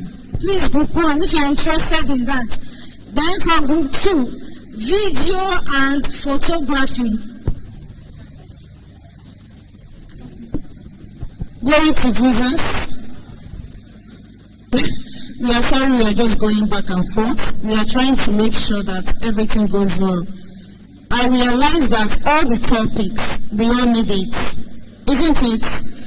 So, do we stay in one place and then have it, or we go in groups? We should stay and then give it a talk. So let's do it once, because all the topics, we all need it. Are we good with that? We all agree to that. Thank you so much. So we'll start.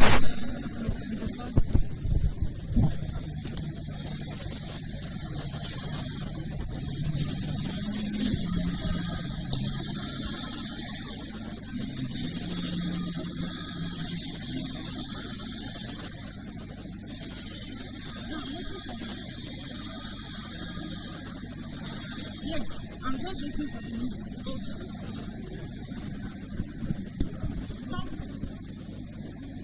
So I now invite Dr. Anthony Mohari on stage for the first group.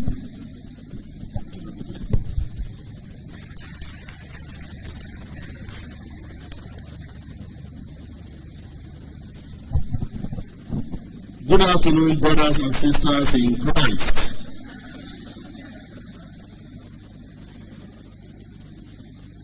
As the chairman of this Publication Week 2025, I actually want to happily appreciate all of us for coming around.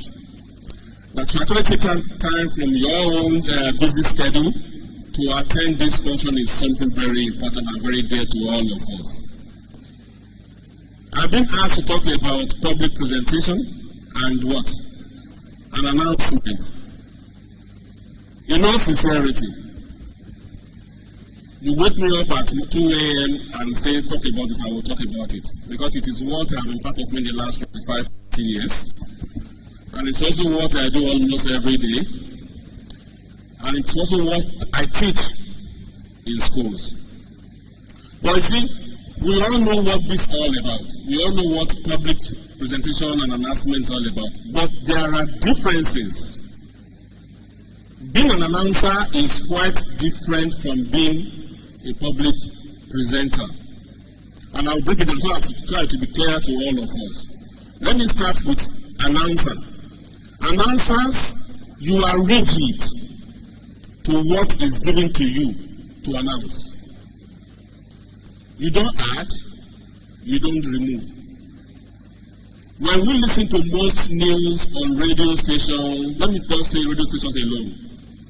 Maybe you can hear Obuno Feli Feli or Ajimuno or anything. You hear, oh today, oh Tinupa, Tanupa, Gobino Mani, oh Martin Deputy Epa. It's not in the story. But they need to embellish that story to make people listen. They are selling their content. Some will not find it funny. Some will find it funny. It's no news, we are all aware of what was happening in the Catholic Diocese in recent time, where a particular radio station went on air and was making noise. And the station did not even go verify before they went on air. They went to meet them. Upon all that, they were saying they want the priest to come down to their station before they can do anything. Not until they now went and the bishop had to send some people to go and investigate, and they found out it was all lies. Now, for them to go back on air and apologize, they are finding it very difficult. And I'm happy with the decision that Bishop has made. If you don't apologize to 5 newspapers and come out and say you are sorry, we'll go to court. And when they went around, the radio station has over a dozen of reports in court, the cases in court, that the ratio is facing. Of all this information of characters all over the place. That is part of what you're saying. When you are to announce something, read what is written. If what is written is different from what is being said outside, you as the announcer will not be castigated. It is the person who has written that story that will be castigated. Let's move down to church. Today is 4th Sunday of the month, year B. You are to the Catholic Charismatic Society will meet after Mass at 12 o'clock. It did not say, if you didn't put venue, don't put venue.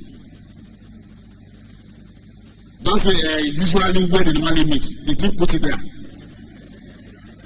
Because for the person who put the announcement to put that, maybe they are changing venue. Don't assume you're an answer. Say it and say it well.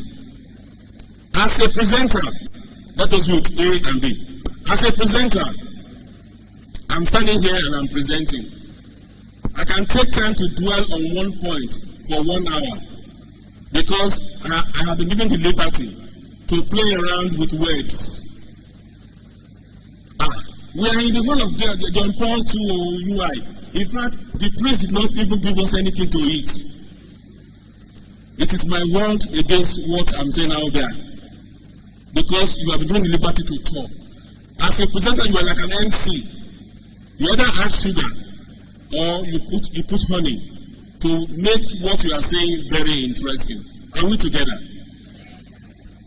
As an announcer, you are not expected to cross the T and dot the I. As a presenter, you can move item A to item B, item D to item E in your play. If you feel that that's how you want to align the story to make it interesting for people to listen to. Are you following me?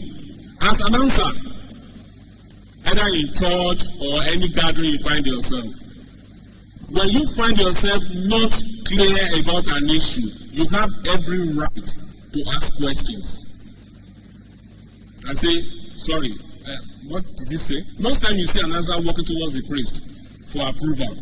Father, can I say this? And the priest might say, oh, 5 collections. No, please, no, forget about the last collection. Just take 3 collections and announce 3 collections and let us go. Now, I was in a church, Catholic church, and there were about 4 collections. And the announcer did something very fantastic. All he did was, church wedding, please let me have 4 baskets. Church wedding, please stand here and stand here to reduce time wasted and to also reduce the stress of the oldest people around us getting up 4 times to come forward and say, 4 baskets, please, this is for this, this is for this, this is for this. So they will come once and do that. An answer can do that, but with the approval of the priest. If the priest says, look, I have to say another mass in the next 5 minutes somewhere else. Are we clear? Presenters have the whole.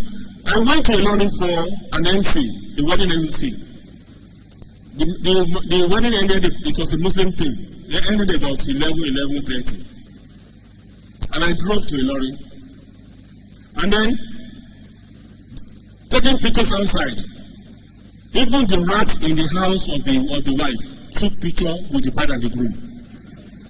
And it was running to 12:31. Where the reception is supposed to be is another 15 minutes drive outside where they had the thing. They drove there. It was 1:30. Before they could do normal dancing, it was 2 o'clock. And I told myself, Paul, you are the MC. Once you have the microphone, you are in control. Point 3, the presenter is in control once he has this microphone. As I'm standing here, I can say, okay, we are done. All of you, let's go to your parishes. I can say it. You won't get it because I have said it. But an announcer doesn't have that right. Now, I climbed the pulpit and I was holding the microphone and I checked my time. Paul, this is 2 o'clock. 3 o'clock, 1 hour. 4 o'clock, 2 hours. By 5 o'clock, Paul, you are out of this town, Ilori, because you have another 3 hours to go to Ibadan. When I got to that pulpit, I tell you, my brothers and sisters, 2 hours, I was done with the MC. All the dancing, I was hurrying them up. All the variety of cracking jokes, I cut them off. I already have 350,000 in my account. It was remaining 50,000. Yes, it was 50,000 naira to balance me. And as I was dropping the microphone, I went straight to the person who was him.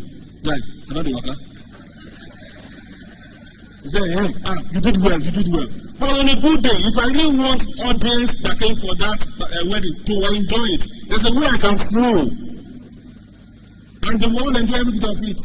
Even when the Baba Yahoo was trying, there's somebody who was trying to give vote of thanks. I said, vote of thanks, make it a general vote of thanks. Only Yabu said, just say thank you all. Because don't start counting family by family. Make it snappy. And I said, with this, because I wanted to go to him, I said, because of people who are still traveling today. Some from Kano, I mentioned Kano. Some from Kotangora, they need to leave early. Some need to catch a train in the next 10 minutes. So please, for those of you who are at home, enjoy yourself and dance. Thank you and God bless.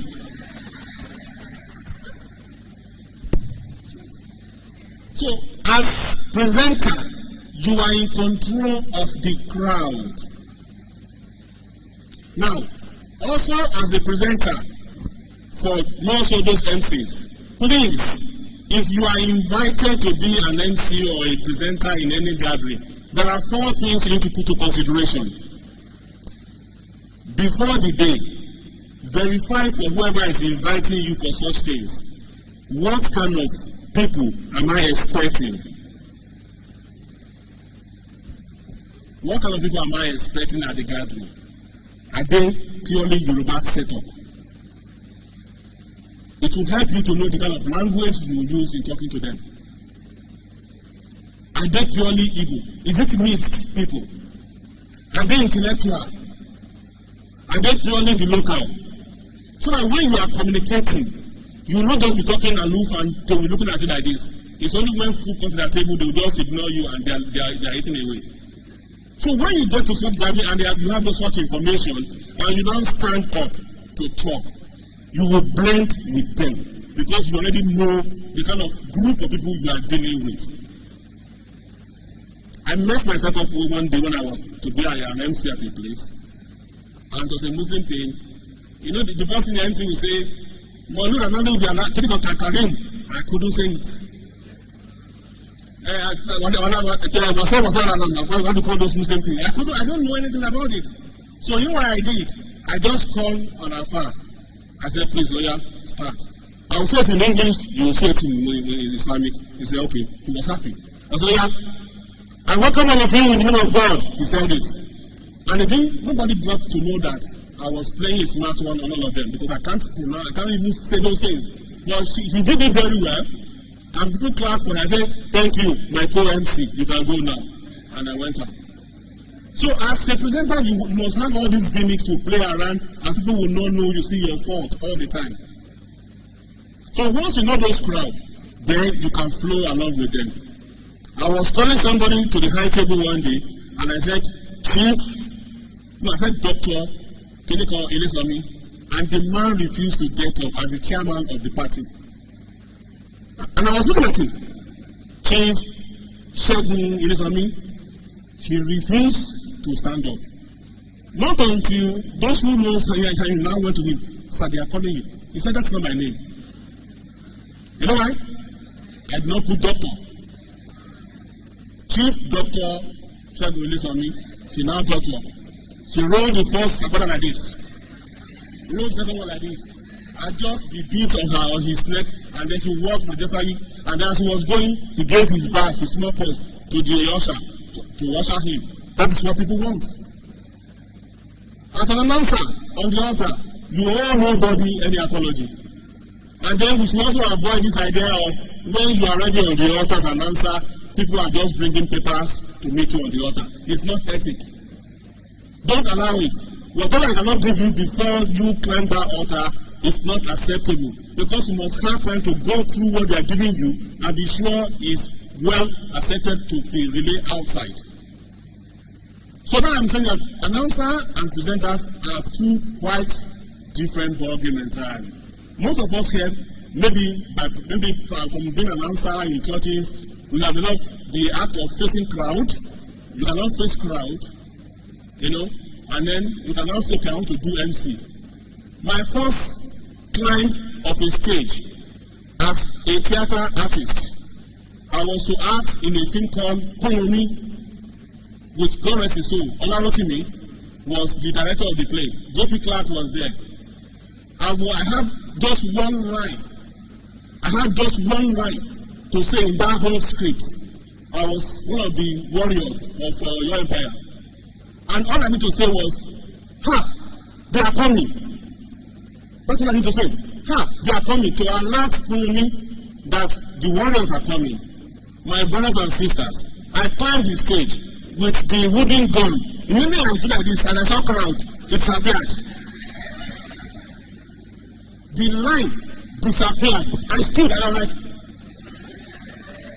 and Kunumi needed that line to prompt him to come to stage and prepare for war. And I stood and I stayed there for almost 30 seconds. And you know what Kunumi did? He came out. He said, "Why are you standing here like a statue?" Then the line came. "They are coming! They are coming! They are coming!"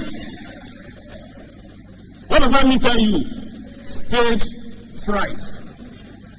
Both MCs and announcers must have gathered that point to face crowd in church. Till tomorrow, some people cannot climb that altar and face crowd.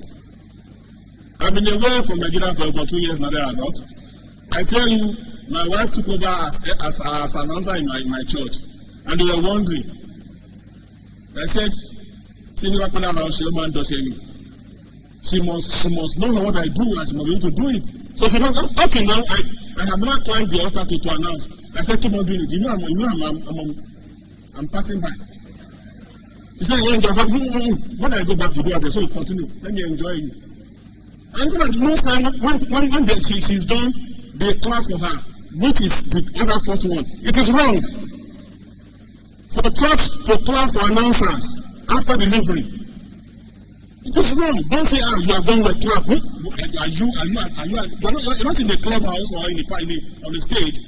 Announcer has done justice to the announcement. Let her or him come down quietly and walk to his place. 11 places the church. We should not be clapping for announcers because they have done something. But as an MC, if I crack a joke, I deserve a clap. If I don't get a clap, I will say, if you're not the one now, you will clap for me. I hope we have seen the differences between them. It goes on and on and on and on like that. But these are the things you need to have as an announcer and a presenter. One common thing, you must beat the crowd thing. Thank you very much. I have 3 minutes, I'm done. So we can go on and on and on for that, but at least if you want more on this, I could probably drop it on the platform and then can send it to each of the parishes for more of this. But you need to do that is if you want to grow as an announcer and as a presenter. But there's money in public presentation. There's plenty of money if you know your way out. You know, if you're upcoming now, they might be telling you come and do MC for us at our wedding. They might be charging 50,000 naira. But nobody can come to me with 200,000 and I will say I'm collecting it. I can't collect less than 300 for now. Apart from paying, you will pay for my fuel. And if it's outside the Ibadan, you pay for my hotel. So it's good money. So that's all I have for you. I've done well. Thank you very much, sir. Thank you very much, Dr. Mohari. It was a beautiful one. He brought his experience into it. So the second, there is opportunity for feedback from participants. I think we should hold on to them. There will be feedback. Okay.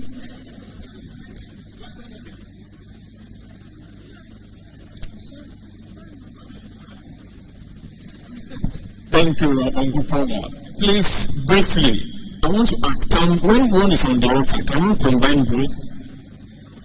Combine both, because I observe that sometimes, though it varies, there are some parishes that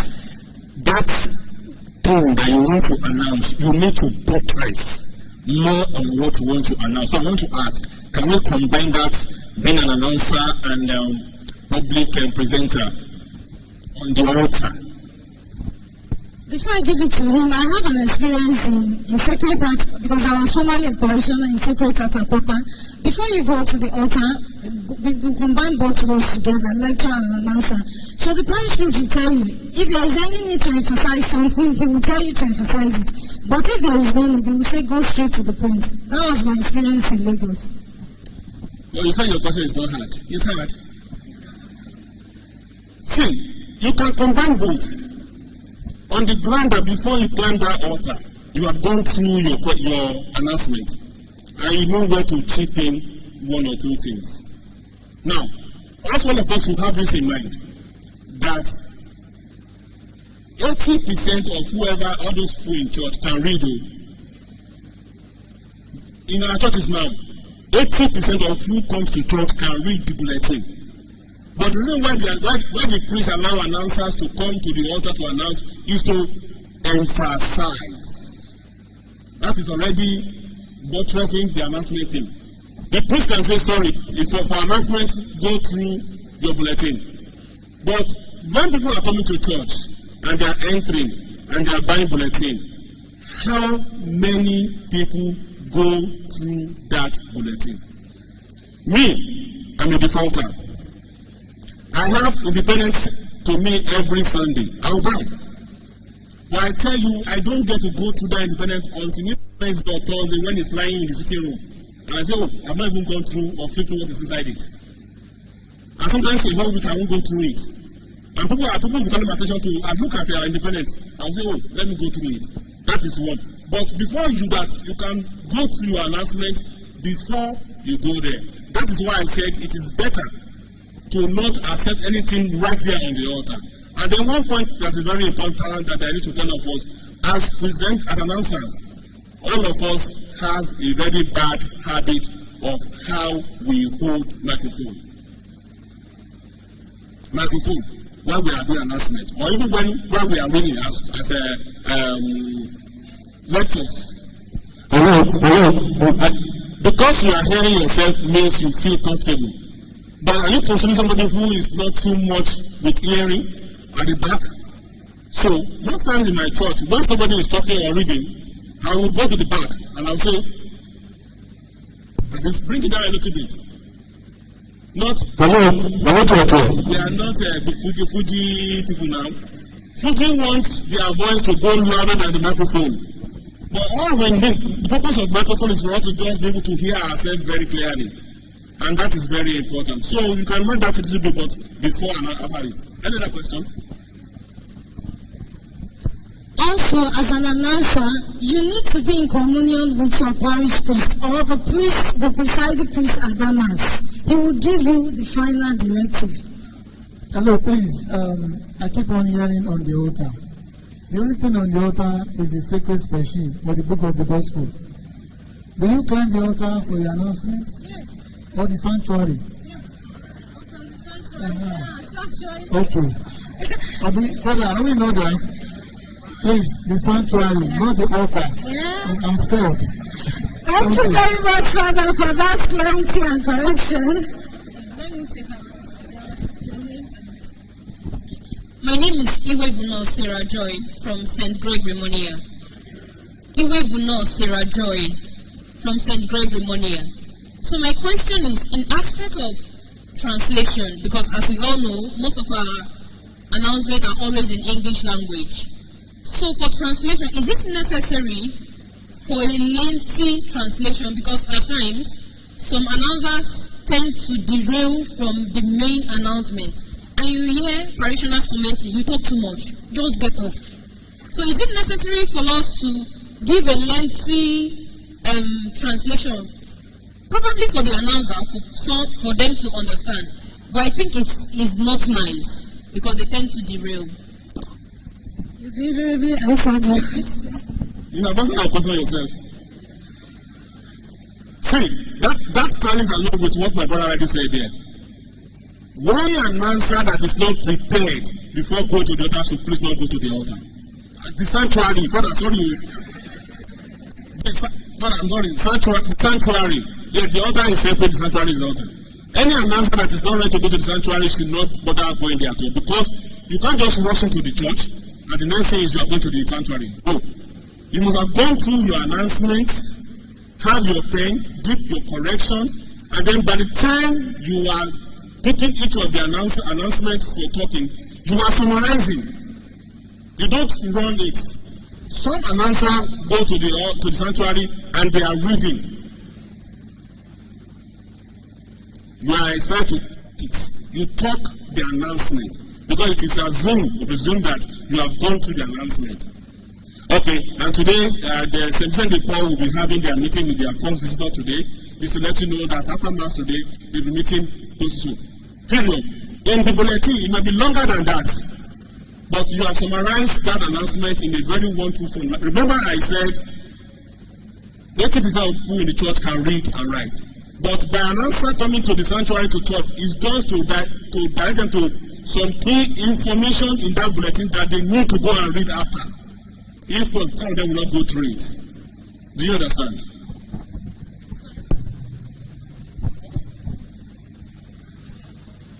My name is Catechist Thomas Omar Chumba from St. Rita, Rometa. Doctor, I want to ask a question, and the question is this. While you were talking to us, you told us that there's no need for the congregation to appreciate the announcer. But very often it does happen that after the announcement, after you must have finished the announcement, the congregation, they tend to clap. I don't know, is it that, I don't know, because you said there's no need for that. Why is this so? Why are you telling us this? Because sometimes they go clap after the announcement is being said. One reason why the church clapped for the announcer is if they had enjoyed the delivery of the announcer, they tend to clap. But my question to you is that the days that the announcer did not do up to his expectation, do you do? You don't. You just keep quiet. You have your own reserved thing. So we should be there because we are in the house of God. It is only when you go to the theater and an actor did very well that you clap. Okay, how many times do we clap for our father when they finish Mass? Or after the homily? How many times do we clap for our priest after homily? Do we clap for our priest after homily? I remember one day, Father, that I think he's late now. That father from Ife, a lecturer in Ife, that sings throughout his Mass. He sings everything from beginning to the end. How many times do we clap for him for singing? People want to attend his Mass when he's there. How many times do we clap for him? We are clapping, invariably, we are telling the announcer, well done, you have done so well in the house of God. Why not allow God to appreciate him? Do you understand, sir? That's why I say it. My name is Edwin Nicholas from Secret Heart in Ipeju. In our parish, we had an announcer that crams the announcements and delivers accurately. But we had some people that complained that he should always carry a paper to read out the announcement. If not, and before he left, they stopped him from taking announcements because he couldn't go with the flow of carrying a paper. But anytime he delivers his announcements, it's always accurate with no default. So I'm asking, what's the aim? Is it to deliver the announcement or to go with a written document? Thank you. Okay. Just before I forget, like I said, I can be standing here and be giving you things about announcer and presenter. Please work on yourself. Now listen to me, just watch the way I'm going to talk. My name is Bonatuna Imwari. What did you do here? You do what the last week. You don't go from up, you don't go from crescendo parts down there. Because you are speaking with people, let your word flow like a pack of cards. All people can hear is the first one. And also, more importantly, your important announcement lies in the last one you are going to say. So they will miss out. So make sure you pick your words quietly and deliver them to the last word. This is not the way I talk. If I'm going to talk to you outside. I'm a fast talker. But because of this, I want to reach out to people. I have to slow down. But for the purpose of people who are going to listen to you, and because your aim is to let people hear, why are you on sanctuary if it's not for people to listen to you and can go with the message? So please don't go. As in, don't debate your word goes up and then it goes down, and people are saying, tell us what did he say? What is the last thing he said? Do you understand? Now, to your answer, some people have the ability to go through the bulletin and take the announcement that they feel is very important, and then they will go to the sanctuary and deliver. Some feel that they can probably summarize some of those key announcement in the bulletin into a small jota. It is their writing. So once they see it, they understand. My fault. In all my years in this communication world, I don't know, maybe that is how God created me. If I read anything like this before going to the altar, and you say, now it's time for you to come and read it, and I go back there again, I'll make mistakes. It's funny. Readings. If I rehearse any reading before going to the altar, to the sanctuary, to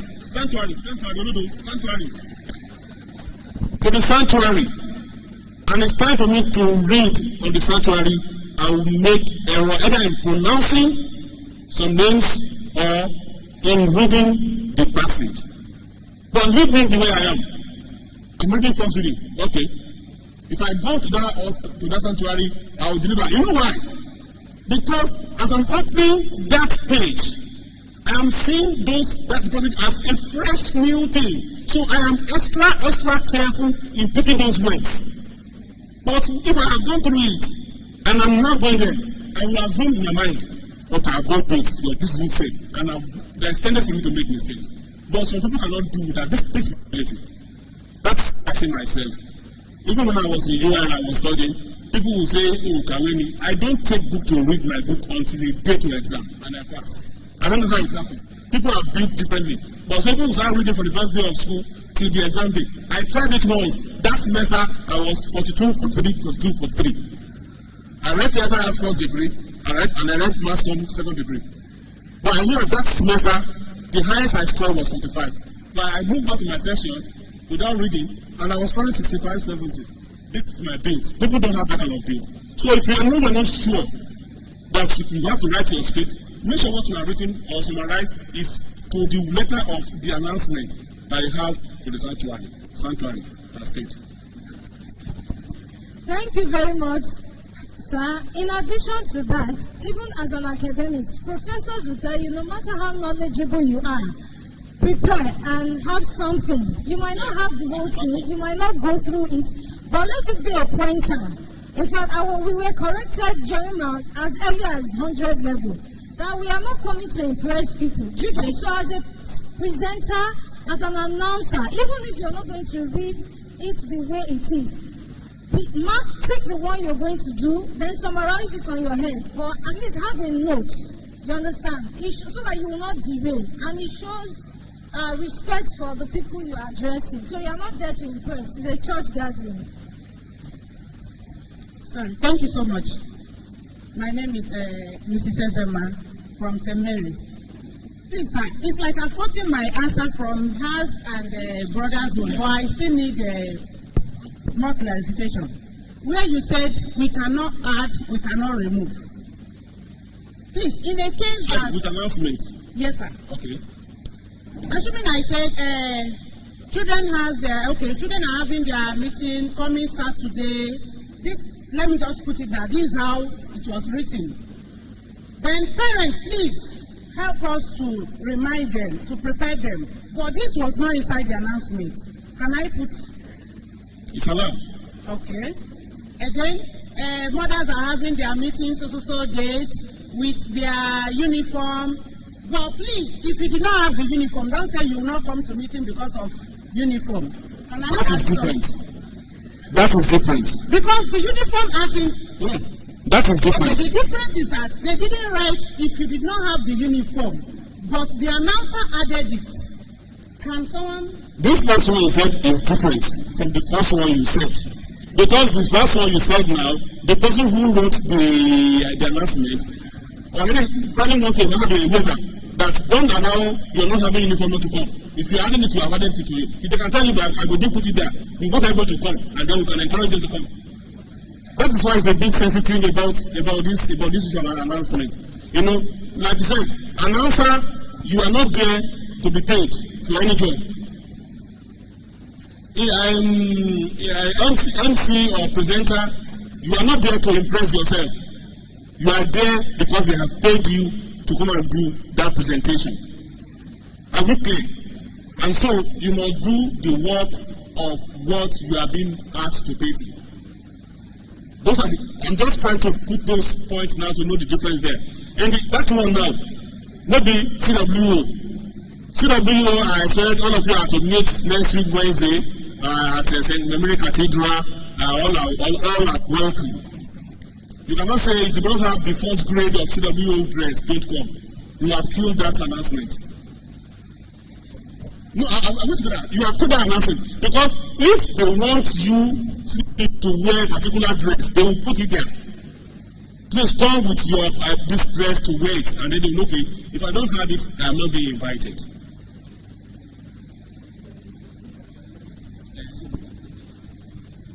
Last question, please. Last question, yeah. Okay, what about the situation whereby one wants to pass an information to the CWO and you start with CWO or CMO, Christ our leader, children, friends of Jesus, like that. Is that allowed? Okay, it's not allowed. It's not allowed. On the sanctuary. On the sanctuary, you are a neutral fellow. Either you are a CWO president, on that point you are just an announcer. And you announce as it is written. But when you say CWO, you are canvassing for support.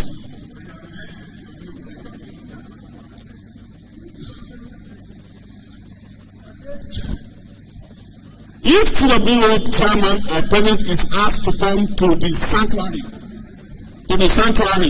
yes, she can say that. And for CWO chairman to come and say talk on the sanctuary means she has something very important to address solely to the women. So she can say CWO, you know, she can say that. But announcer, CWO meetings meet tomorrow at 6 o'clock in the church premises, 9 o'clock. Shipping. Okay, mine is just like an advice, like appreciating the announcers. In my own parish, the former parish priest, Reverend Father Vincent Okoyemi will tell you that if you want to begin your announcements, you should first say the announcement, then end with thanksgivings. Then the last Thanksgiving, immediately you call it, then you move down from the sanctuary to your seat. So nobody will clap for anybody. Do we get it like that? Like you will not even wait. You will not still stay on the sanctuary and say, have a grace-filled, happy Sunday to you, all this and that. Then you should prompt people to clap. But immediately you call the last Thanksgiving, then you just move to your seat. So nobody will appreciate anybody except God that will appreciate you. Yes. Okay, sorry. Let me just come to that. At that point he raised, I think Father will have to say something here. Michael Plain will need to say something here. It varies from church to church. Yes. One, in my own church, immediately after communion and every prayer is said, the announcer comes to the sanctuary and says, with today, good morning, brothers and sisters in Christ. They respond and he says, today we have 3 collections. And then she will say, this. And then when the collections are done already, she'll run through the remaining announcement. In some churches, they will say, they will take announcement halfway. They will read according to the announcement, the bulletin. Where they place the announcement, Thanksgiving is where they will put it. But it depends on the initiative of the announcer and how the priest in charge wants it. Like I said, very much the priest is in charge of every activities. My priest has said, Lord Muhari, what you do now? Say it to me. I'm next week. You collect it next week. he has nullified about 2 or 3 collections. It takes, it holds. Do you understand? So it depends on how the parish priest wants it to run. Father, I might say something. Then another thing is on the bulletin, the announcement itself. There is, in our own church, we have a group, a good platform for the media and announcers. Then the father will put either e-copy of the announcement, he will send it to that group, or snap the bulletin if it comes early, so that we'll have it prior to Sunday, maybe like Saturday, we'll have it. So the person that will take the announcement on Sunday will have gone through it, be familiar with those words, then come on Sunday. Then there will not be, if anybody will not come on Sunday and I'll be giving you side paper. No, there won't be that. So because you have the information you want to tell people already. So some parish can do that as well. So that is what we call house style. House style as in parish style. What you want and what you don't want, and how it stays and how it does not stay. You know, but in law, as an answer, you should have a platform where you meet maybe once a month or once in 2 weeks, and you agree and you train yourself. You know, and when it's an answer, it has to do with how you pronounce names. When you are an answer or a presenter, sorry, names of people, places, matters a great deal. I also crack one to. They will say, "Where are you from, Tony?" I will say, "I'm from Monatan." They said, "Monatan? Where's Monatan?" Oh, Monatan is somewhere in the world. Monatan. Monatan. I'm from Monatan. But I'm right with the spelling. But the way I pronounce it is different. So why do we have to say Ibadan when it's Ibadan? Alebios is Alebios, not Alebiosu. So we should pronounce the way it is said. Thank you.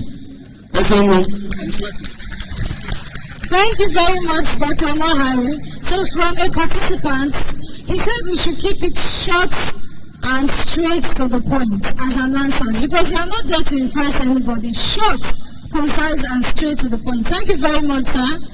So I now call on Mr. Sam Enoye to come and give us a talk on videography and photography. So Mr. Sam, you will start by giving us a brief bio about yourself, because some of you don't know you. 20 minutes, please. Okay, my name is Samuel Enoye. I'm from Kayan. I'm a member of the Kayan. So we are going to learn video and photography here. But we cannot learn everything, so we have to just learn the basics, because if we want to learn video and photography, there are two different it takes, some people it takes them 3-4 months to go for classes. So we spend almost a year just learning probably only video or photography. So but we just want to touch on some few parts, so that by the time we hold the camera, to be precise, we can do something with it. You understand now? It's just the basics we are going to do. So yeah, okay, so this right here is LED lights. There are different sizes and you can see different shapes of LED lights. This is for light for video. But some people can also use it to snap. You understand now? It is light for video and some people can use it to snap. So it has both where you can use cord to light and you can use the battery. Yeah, so the battery comes in different shapes and size. It's the same battery, but it comes with different shapes and size. There is the smallest, so cheap. Then there is medium. There is a big one. It does the same work, but it just like lasts longer. Then there is the extra big. It's way bigger than this. You understand now? So I think that one costs around 25,000 for one. Yeah, so this right here is big lights for snapping. You are strictly for snapping, not for videography. So it uses battery, this kind of battery. So you can use alkaline battery, not tiger battery. Tiger battery will just die after snapping like 2 or 3 times. You use alkaline battery. So the alkaline batteries have different prices. There is 1,500, 2,000, depending on the maker. But these ones are rechargeable batteries.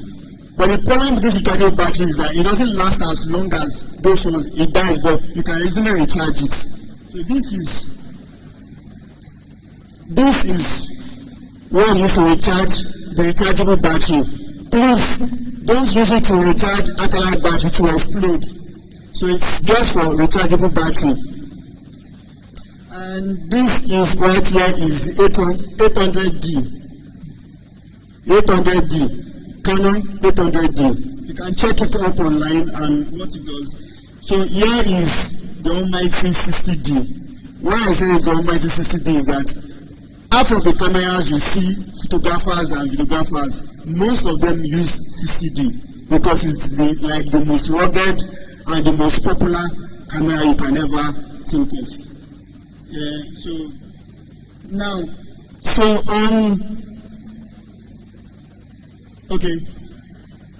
So this is Nikon.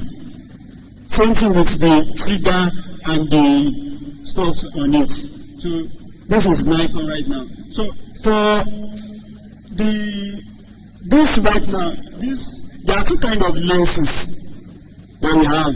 We have prime lens and we have zoom lens. You understand now? So we don't have any prime lens here because it's a little bit expensive than the zoom lens. Now, this zoom lens, the difference between the zoom lens and the prime lens is that zoom lens is like jack of all trades. You can stand there and you take somebody as far as where that person is. You understand now? So it has ranges. It's just like you're using your phone. When you want to use your phone to zoom, you don't see the range. You just know that you are zooming. It's zoom. You understand now? You just know that you are zooming in, you are zooming out. Zoom out, let me see. You understand now? So the ranges are here. So the ranges is from 18 to 135. So that is how zoom lens is. So when I say this is jack of all trades, is that I can take so many pictures from different angles. You understand now? But prime lens, from this 18 to 135, you can have as many as 50 prime lens. So this right here is doing the job of 50 prime lens. There is 18 prime lens, there is 19, there is 20, there is 25, there is 40, there is 50, there is 80, there is 100, there is 1,000. You understand now? So now this one is just 18 to 135. So now the difference between the two is that this quality is not as good as the prime lens because it's doing the job of so many. You understand now? The prime lens is just one frame. If you want to zoom out, you have to go back. If you want to zoom in, you have to go in. It does not zoom in or zoom out. It's just fixed. You understand now? So these cameras, those prime lens, they will give a better picture quality. That is why if you are going to shoot a movie, for example now, the cameraman can bring out as many as 6, 7 lens just to shoot one scene. You understand now? It can give you like, so they say, quickly give me 50, give me 35, give me 10. You understand now? So those are for the prime lens. But for zoom lens, they will never use zoom lens to shoot a movie because the quality will not be as good as for event coverage. You understand now? Because you cannot tell the wife that is about to give the cake to his husband and she wait, let me change my lens. You understand now? So that's why we use the zoom lens for that. Then what else? So for videography, once we are using our ISO, we need to regulate.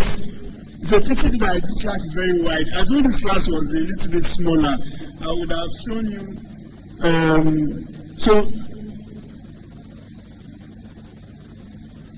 So we have the automatic. I'll go around, don't worry. We have the automatic. For this automatic, it's just like you are using your phone. You understand now? Everybody's phone is automatic. Once you just on your phone, you just have video. You're not regulating anything. You're not regulating the lights. You're not regulating anything. You just video anyhow you want. But that's what automatic does for both pictures and videos. That's what automatic does. But once you go to manual, you see that it's dark. It's one particular color to give you. If you now want to increase the color, you go to ISO and you start increasing it. You start increasing it. You understand now? You start increasing it, and you can increase it in 3 different places. So you will always be working on this stuff when you have to study the ISO part and the camera angle for you to understand how to use the manual. And the manual is way better than using automatic because you can regulate the way you want. Because automatic, they will just assume this is what you want, but that's not what you want because it's just give what you want. But here you can. What if you're doing for example, you're doing a horror film and you want a dark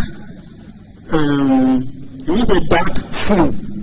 You cannot do that with automatic. Automatic just give you a regular film. Do you understand now? And you can increase the color with manual. You can increase the color, you can add more saturation, you can make it black and white in manual. But in automatic, you cannot do all that effect. But it's for beginners. So you understand now. So I think that is basically everything that just making. But to me, I feel if you want to learn more about, we need to take a serious class whereby we can explain, because it's a thing that we have to stay for a very long time for us to understand how we can use the camera to work. So any question, please?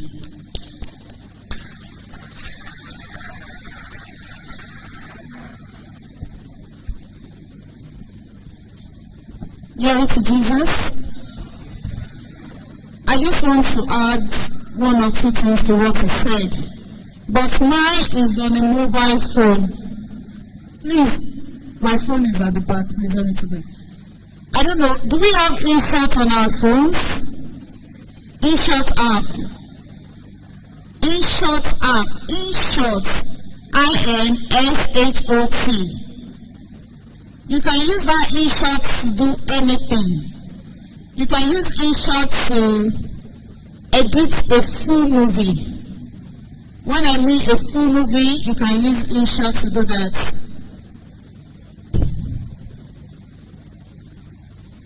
When you go to your Google Play Store, you see it InShot with a red banner.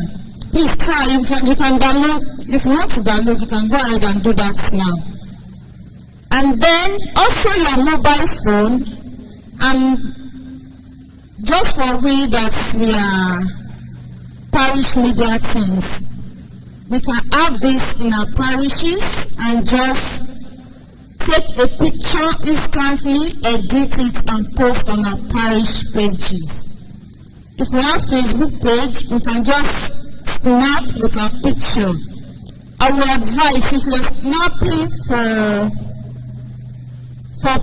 for your Facebook, you can easily have it this way, not this way. Do we get it? We have it this way, so that if you want to put your parish logo, InShot will help you to do that. As a beginner, once you open your InShot, it will take you to these InShots. So once you snap your picture, I can snap here and then immediately add this Communication Week logo with these InShots. And also, if you want to have your video, you do it the same way. Once you open your InShot, the InShot will tell you if you want to edit video, it will give you video. If you want to edit picture, you will see it picture. Let's assume I want to edit a picture. I can just take a picture now and then edit and add my logo to it. So it will help us in our parishes once we have this app. It's just as simple as that.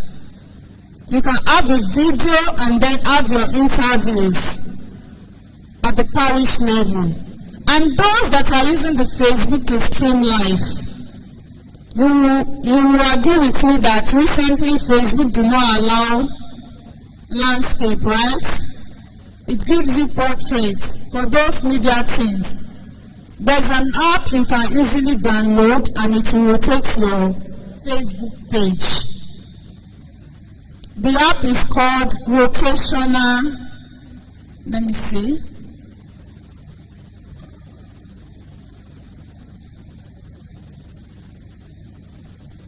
Control screen rotation. On your Play Store, control screen rotation. Most of our parishes will find it difficult to rotate our Facebook Live. And a lot of people have been complaining about that. So you can easily, it has a blue banner, you see it. Control screen rotation. Once you have that app, before you go live on Facebook, go to that app, click on it. Once you on that app, your screen will automatically rotate, and then you can go to Facebook. It will give you that landscape live streaming. So I think it will help us during our parish events also. And also, once you want to have a video on TikTok, you have it portraits, not landscape. On TikTok, you can easily have it like this on TikTok, not like this on TikTok. Except you want to have a multiple videos for Facebook, you can go landscape like this. You go landscape like this. And then, if you want to hold your phone, if you want to snap, you want to do anything, do not bend it like this for you to have a good quality video or pictures. Do not bend like this. Make sure it's like this.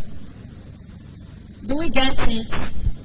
Like this. Make sure you stand still like this. Instead of having it like this. And I saw some media teams also. Once they hold their phone, they will be dancing. They will be coming to you and be dancing. You are not doing good to that video. You are actually destroying the video. So if you want to have a good quality video, make sure you stand still. You see, I'm talking and my phone is still with me. I can do anything with it. So make sure you stand still.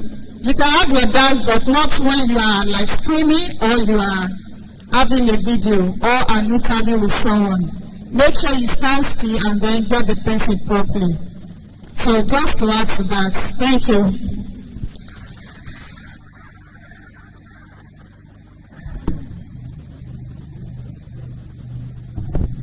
So any question?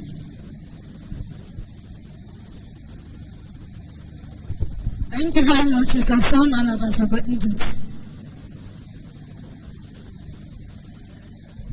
Thank you, Ambassador. I want to ask a question. Can Facebook pause?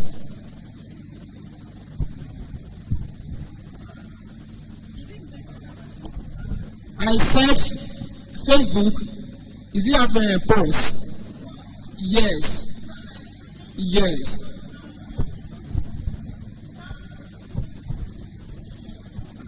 Alright, my name is Ebere Ezem. My question goes like this.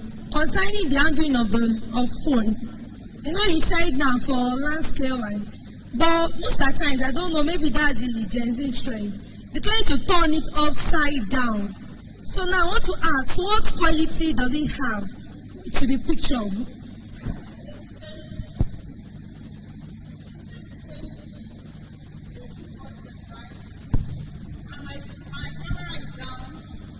Can you see that the camera is down? You still get the portrait angle you want to get. Do you understand it? And if it is landscape, instead of going down like this, that's why most people turn their camera down. Do you understand it? Glory to Jesus. Honor to Mary. I'm a good boy, Anthony from St. Joseph of Ibadan. First, I will first make a recommendation that for our next program, please let us have a day, a single day for photography and cinematography, because photography itself is wide, not to talk of photography or editing. Now, my question is that, can you recommend a camera for video? Because what we have there, they are still camera. They are still cameras, they are not motion camera. So what camera will you recommend for live streaming? Because what we have there cannot do long recording. So we have to go on a bigger camera. Okay, thank you very much. Yeah, all the cameras we have here can do both video and pictures. You understand now? So I would recommend go for 60D. You understand? For live streaming. Not video recording now. I want to use it for live streaming. You can use any of them for live streaming. That is, once you have your system, you connect your camera to a system or a device that you can use.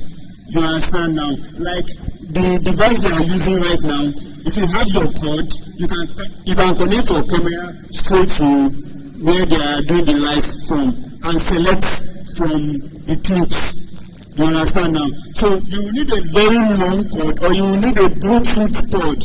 There's a Bluetooth one whereby you just insert it around here, then insert it at the where they are going to be editing, where they are going to be doing the stuff. So that's where you. For how long can the camera record this specific calls that we are doing? Can it go for 6 hours? See, if you are doing live, for example now, if you are doing live, you don't need to record. You don't need to record. What you just need to do is plug it in and on it. It will automatically be showing live. But it's not recording. You understand now? It will automatically show live. But if you want it to record, you can press record. But the recording will not take too long. Max, if you are using a low quality format, you can use as many as an hour. Especially when you are using 64 gig memory card, you can use like an hour. Or that is for 60D. But my own camera, that is 800D. You can use as much as 2 hours because it has 1080. Now, okay, 1080 is like a frame. Sorry. 1080 is like a frame whereby you shoot now. If your phone is shooting like this, it's on 1080. But if it's shooting like this, it's not on 1080 now. So once your phone is shooting on 1080, concerning this camera, you can have my own personal camera. I have a lower quality of 1080 and I have a higher quality of 1080. But for 60D, it's only the higher quality. So you understand now? So my own camera, you can shoot for as long as 2 hours with 800. Okay, sir, please, I just want you to address the misuse of gadgets about tripod specifically. Okay. So for the tripod, for beginners, there are 2 kinds of tripod. There's a professional tripod and there's a still tripod.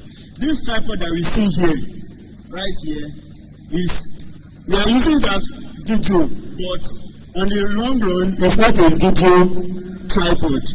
It's a photography tripod for those people that do landscape, those people that go to forests. They are taking birds and stuff like that. Landscape. This is what they use for landscape. But we Nigerians now, we have to improvise and use something like this. Now, this is trending for videography because it's cheap. You understand? So this is a tripod. So right here is the base. So this is what you attach to anything you want to use. For example, now you can attach it to under of the tripod of the camera. You attach it to the camera. You can attach it to,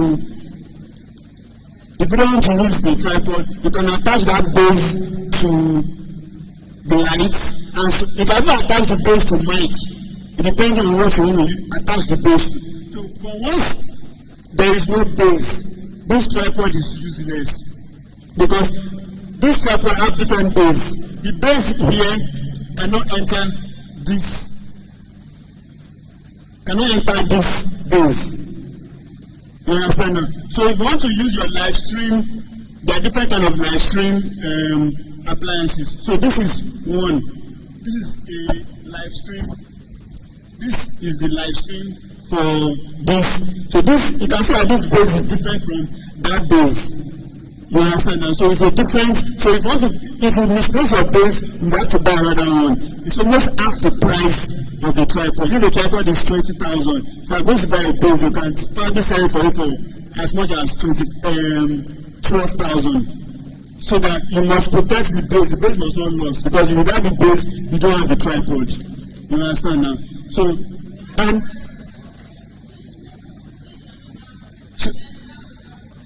so this one right here, is, sorry, I might disturb your life. Sorry. So this right here is a professional tripod. This one we use for movies, for normally. This one we're supposed to use for coverage, but we don't use it because it's very expensive. It's like almost 5 times the price of this. So you understand. So this naturally comes with inbuilt base. You can't easily remove it. So that's why this is advisable for moving. Thank you very much. Like our participants suggested, that we cannot deal with photography and everything under a few hours. So please, for more information, practicals, and volunteerism, you understand, meet Ambassador Edith. So are you joining her? Glory to Jesus. Okay, we are going to work things out.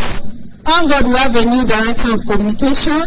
And then myself, Father, we are going to work it out. Then we'll come to parishes to take more lesson on how to handle camera and then videography. Thank you so much. Thank you very much. Can we clap for them? So the time is fast spent. We really appreciate your patience and your cooperation. So for the other 2 sessions, I'm pleading with the speakers and also for us too. The speakers will be brief, and also when we are asking our questions, we should also be brief so that we can leave here on or before 3 p.m. Thank you very much. I now invite Chief Cosmos Oni for news gathering and reporting.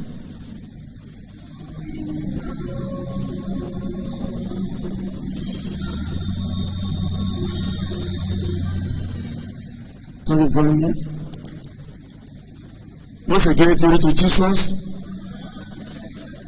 What the presentation will just listen to is the second arms of the Directorate of Communication of the Archdiocese.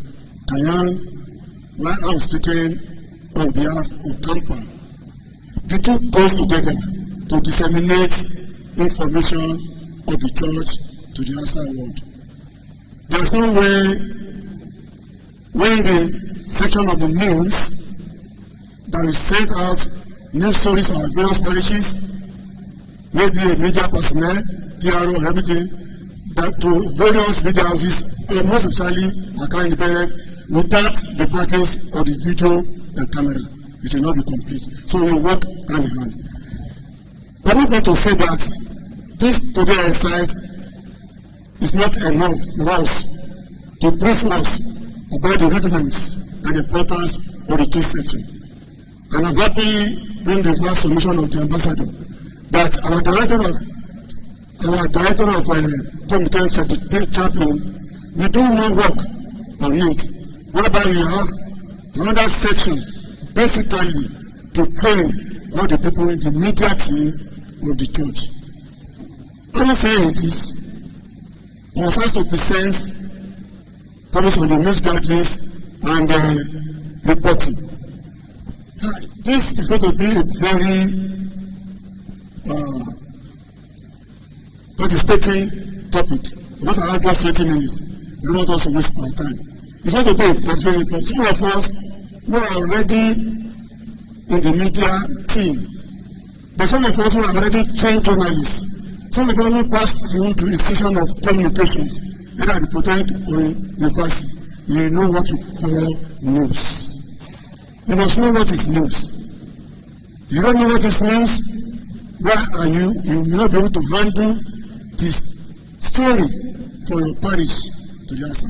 And let me say it, all of us, the media team, we are the image of the church. Because we send out the activities, the stories of the church to independent and the outside press. And we have to be very careful and we have to be mindful. And you must be able to know the rudiments of news. What constitutes news? Before I go further, let me just throw the question to all of you. That's why I want you to be perspective. For all of you who are not professional, I know I have some editors here, the news editors. I'm not throwing this question to you. I'm throwing it to those people who are members of the media team and they are participating in writing stories from the authorities to independent. Because I read so much of it, but some of them did not know the rudiments of the news too. Can you just tell me what is news? Anybody? Tell me what is news. If you want to talk. Yes.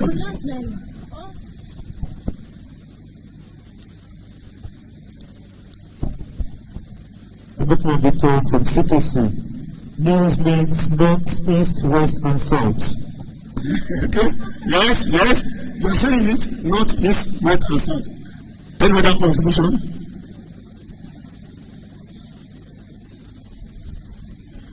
Yes, now, it's not just taking a layman or anything interpretation. Information from the north, the east, the west, and the south. Thank you very much. Let me quickly see here. There are nuclear groups. Sultan Williams, a retired person from IT. You are welcome to the group. Please give me a round of applause.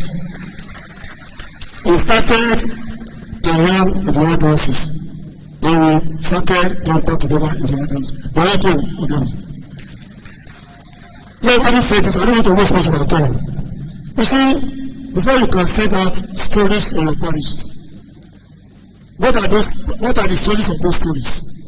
Maybe the sermons, the homily from a parish priest, the activities from the church, whether through church activities or society's activities. Because it's our responsibilities as a media team of the parish to cover any activities of the parish, be it parish events or society events within the parish to the outside world. And by doing so, what are we doing? We are evangelizing to the outside world. And that is why we have to be very careful on what goes out from the church to the outside world. So as a result of that, fine, we have defined news.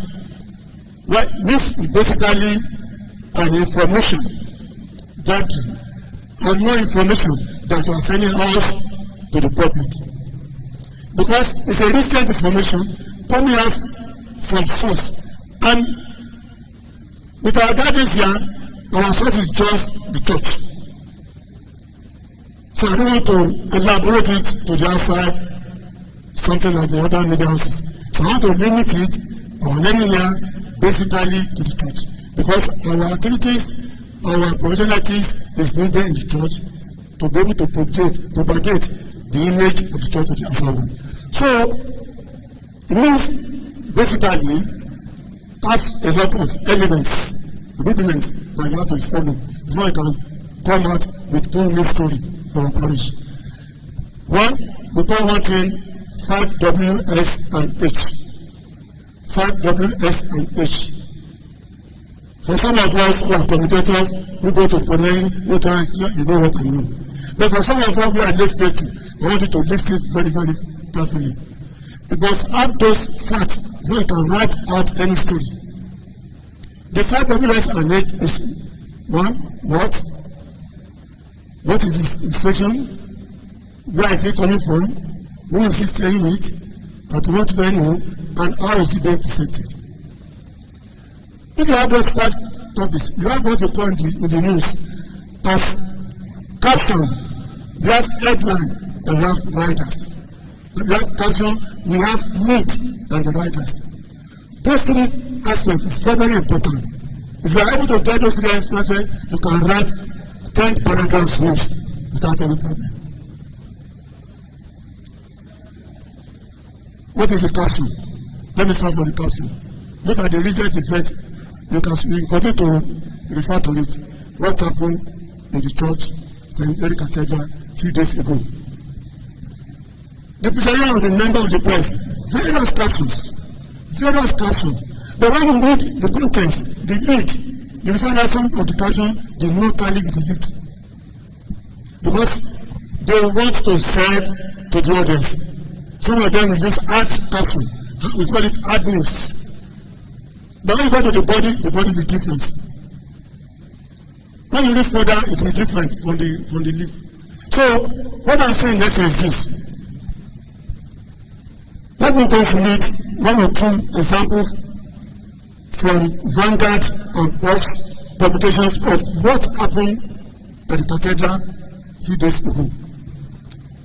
When Post released his own story, he said, Oyo Catholic Church sealed, fined 500,000 over sewage disposal. Oyo Catholic Church sealed, fined 500,000 over sewage disposal. I want us to listen. I want to ask you, what can you point out that is not right in that caption? Oyo Catholic Church sealed, fined 500,000 over sewage disposal. Well, you may not know it, but let them know waste your time. The word Oyo Catholic Church is wrong. Because it's not Oyo Catholic Church that was sealed. It was St. Mary Cathedral Church that was sealed. Because Oyo Catholic Church, it can be a diocese, it can be anything. So that caption was given. But when you go further to the list, and I say the Oyo Assembly for Environment and Natural Resources and see where the St. Mary Catholic Church can also. Look at the caption, look at this. So, the member of the public, having seen that caption, they want to rush to buy the paper. Then, that is a point.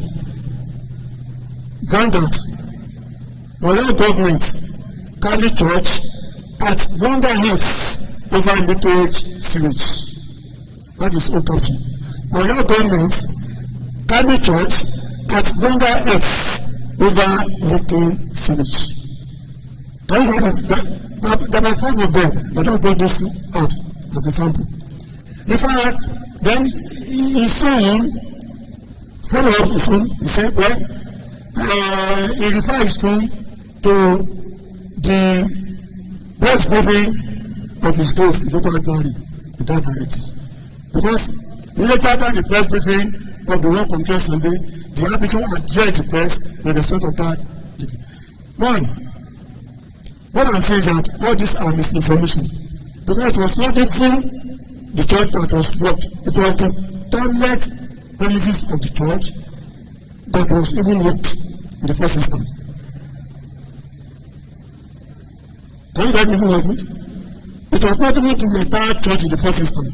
It was the toilet. But now, when the now came back, we are now in question, what is the problem? They now came back the second day to now lock the gate of the church. There is difference between the church and the school. Because that toilet is being ruled by the school. It is the school toilet that has a problem. It's not the church toilet. So what I'm saying is that some of us, we are not going to send out any story from the church. Fine, we must be able to be very careful, listen to what come out, maybe from the sermon, because it's an responsibility to every Sunday as a media team, as a writers, to listen to the sermon of the parish priest and see what is newsworthy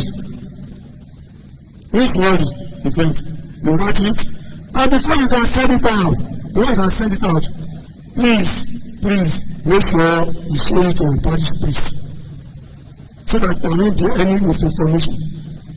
Because there was a time a parish priest told me, there was a program in Ibadan, And I said, well, I'm not aware of it because the parent that wrote it is even not a member of Campo. So there's no way I can know that. Thank God, with the assistance and with the program today, we are going to do more training and retraining of our members towards this issue. Yes, I want to say that today's event, what I tell you, is not what I'm saying, is not what you can just stretch out within 20 minutes. It's what you are going to invite everyone of us to start with the data commission. After today's exercise, some of us who belong to the immediate team, we want you to submit your three names from each parish before you leave here today to Senaya, who is the secretary of Campon. And there are going to be another physical meeting with the Director of Communication in order to have a way forward on how to move the publication of the church to the outside world, both to the independents and everywhere. So having said this, permit me to quickly say that like I told you, we have so many things. I cannot, if I mention it, I will not know, but we do that. So I want to say thank you all for coming. I want to say that we shall do more to train you, to train ourselves, so that because our work, we are the image of the church. Even as a PR of the church, before you can say anything, before you can handle anything, you must put the church into constitution. And whatever comes out from your mouth, you are representing the church. So that's why you have to be very careful as a media team. You are very powerful in the church. I must handle it perfectly. Thank you very much. Thank you very much, Sir Cosmos, for me. We have spent so much time, and we are constrained, and very soon the generator will be switched off. So without much wasting time, we just need 2 questions. Please, if you have more, see him behind the screen, please, so that will not be the lights will not be cut off from the hall. So please, if you have any question for Chief Cosmos, kindly signify. We will not be able to take all your questions, but you can see him acting now, so that Father will round off the session with us. Any question? For those interested in news reporting and gathering, there are ways you could actually report something and you are inciting, you are causing conflict. You understand? So they call it peace journalism. So, and there are ways you report a challenge or an issue, and it will be very peaceful. Okay, so please, I'm assuming that some of us might meet him after now. Thank you very much, Chief Cosmos. I now call on our able social communications director. They said the last is reserved for the best. I mean, the best is reserved for the last. So all of the above, thank you very much. So he will be speaking on content creation and social media management. I think everybody is involved in this. Thank you, Father.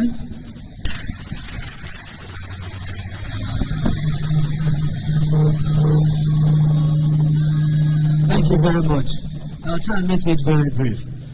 But before I talk, I just want to say briefly about announcers, presenters, talks. I'll just say it briefly. See, the point is this. You nailed it directly, and that is the point. The same rule that guides you, people that talk, is the same rule that it is in the general instruction, what they call GI in the church. It is the same rule that guides all of us. You go to the sanctuary, you go there to project God, not yourself. The moment you begin to take the attention on yourself, you have missed the point. Whatever you are going to do there, it is connected to the word. You are not the word. You are just the sharer of the word. So keep it like that. And you said something about your parish, about having platform. Yes, we have it in our parish too. Yeah, we have been a bit lazy. And what I try to do is to, yes, we have a lot of announcements. I try to make it short. Even the translation, and I say just read it directly like that. You don't have to be going through the whole thing. People get tired. People want to go home. People have appointment to just keep it brief and go. There are a lot of things that we inject into announcement. Praise the Lord, bless God, this and that. They are not necessary. They are not necessary. They are just distraction. Just go there. What you want to tell them, they've seen it already. It has been announced in some various platforms in the parish. So just keep it briefly and then just let it go. About noise making in the church, we can be agents. And I know it is in all parishes. Father said something like that about noise making. It is very rampant in my church. And what I do now, maybe many of them, they don't know. When we finish mass, we keep the camera alive. And we view them alive, those that are making noise, so that people can see them. Yes, that is what we do. We have announced from time to time that immediately after mass, people turn the church into marketplace. So that is what we do. We just keep it alive so that people see that, okay, we have talked about this, then certain people are making noise. We can be agents too, as media people, to try and tell people it is not a place where we do that. People can actually go outside and do stuff. About content creation, stuff and all. All of us, we have phones in our hands. And there are so many things that people share these days. When people make adverts for things like banks, for toothpaste, for soup, for Coca-Cola or whatever, what do? They put those things, they put them in our faces. Oftentimes you will find out that, okay, you'll be asking yourself, what's the relationship between advert of a pen that has to do with the nudity of a lady? They want to put a pen there for us to buy a pen, and then they connect it to some other things that will be flashing in your faces that you approve. Those are adverts. And thank you. Those are adverts. They want to make money. They want to make money, and they will do everything that they can. We, as agents, what are we advertising? It is just the word. And we are agents. So there are so many contents that are just out there that we can actually make with our phones.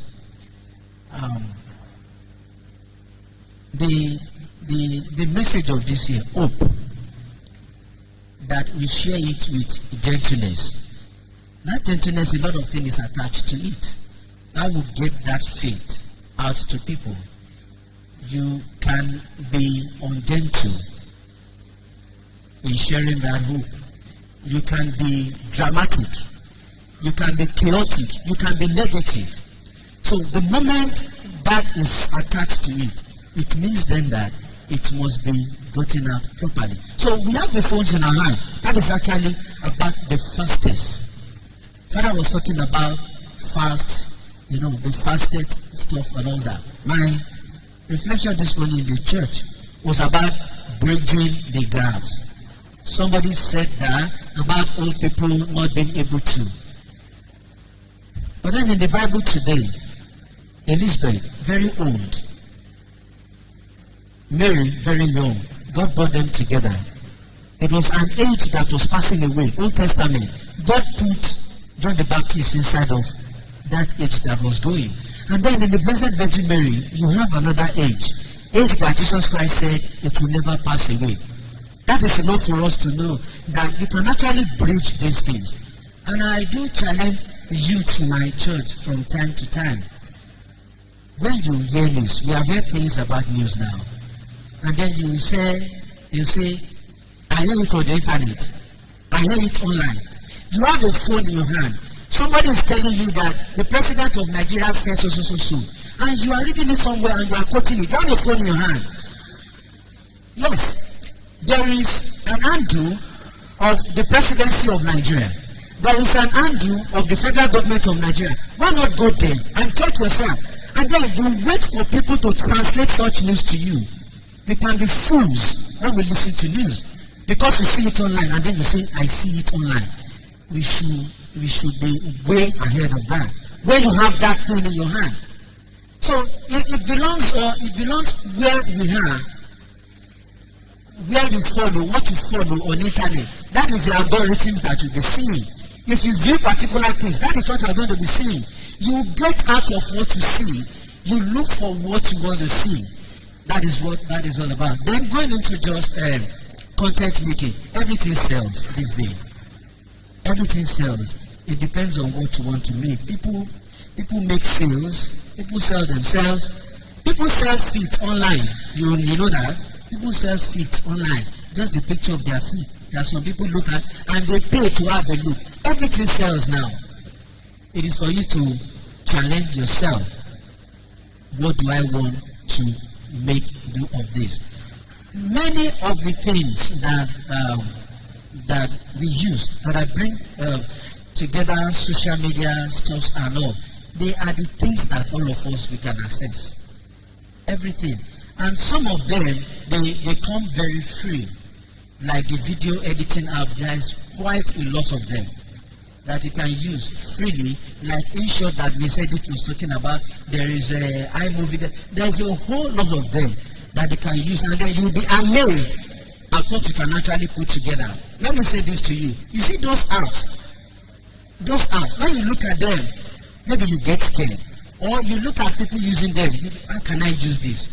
Just try it once, try it twice. You'll be surprised how it is very easy to use those things. So when you go online, ask yourself what to post. What am I posting online? There are people just post pictures of themselves, like albums of themselves. But we gathered here, what must be paramount in our minds is that one way or the other, we must share the word. You must share the word. You must get the word outside. You must create content that people will see. When you chase cloud, chase proper cloud that will depict your faith, that will make what you are doing positive, so that when people see, they get something. It gives a feeling of giving back on your faith, the faith that we have received. It gives a lot back.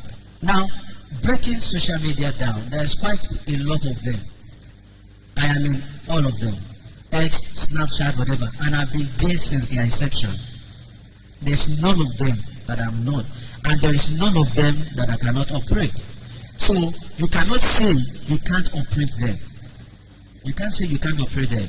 So, it is just to get in there. You look at their rules and regulations, and then you see all of them, they are cut out for different things.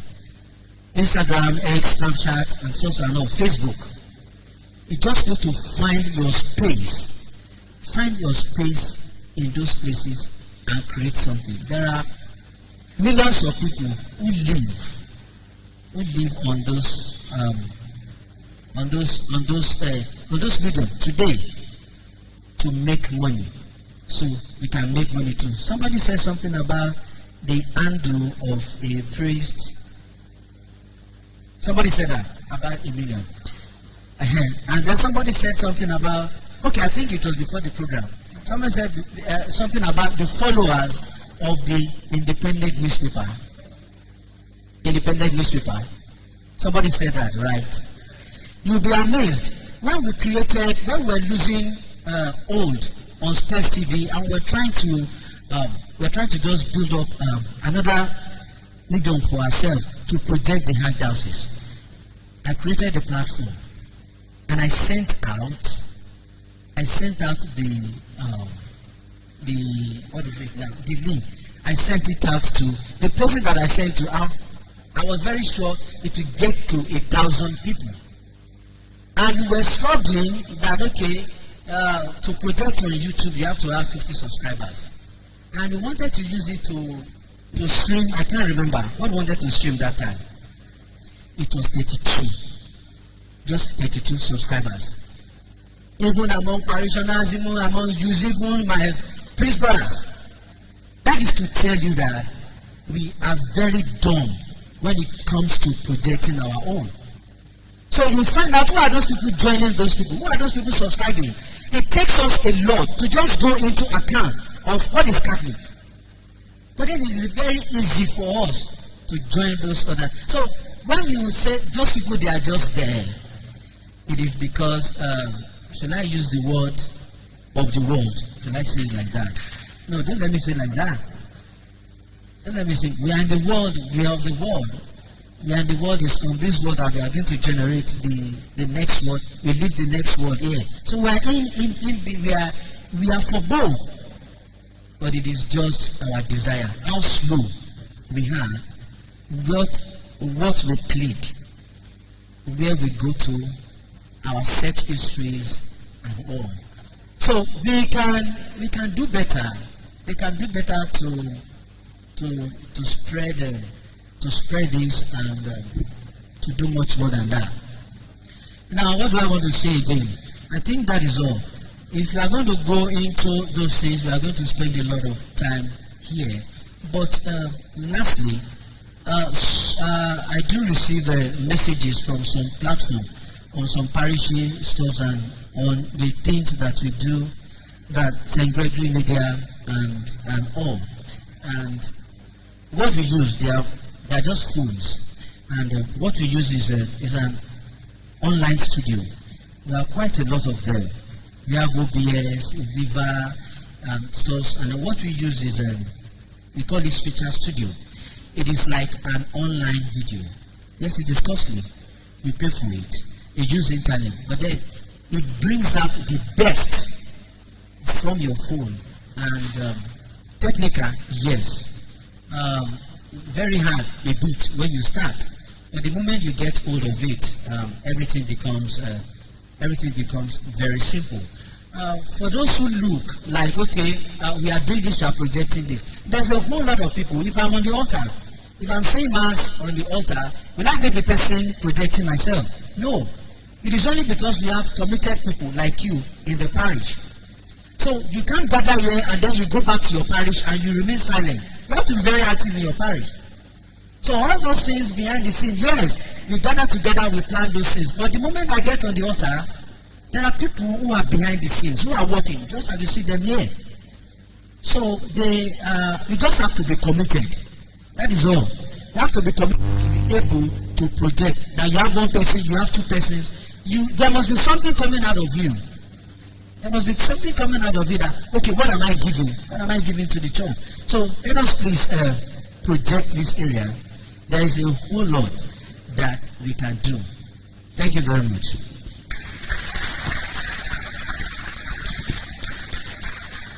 Thank you very much. We'll be doing two things together. It's now time for the issuance of certificates. Ambassador Edith will call the names. Immediately you hear your name, just come forward and Father will do the presentation. And after that, we'll just need some few persons to give us feedback about today's workshop training. So, Ambassador Edith. Glory be to Jesus. Are we tired? Yes. Are we tired? Yes. Don't be tired, we are true. We are going to present the certificate now, while our Director of Communication will help us to present it. Please, if you don't mind, we are going to use the banner for the picture. Then you receive your certificate then. Sure, okay.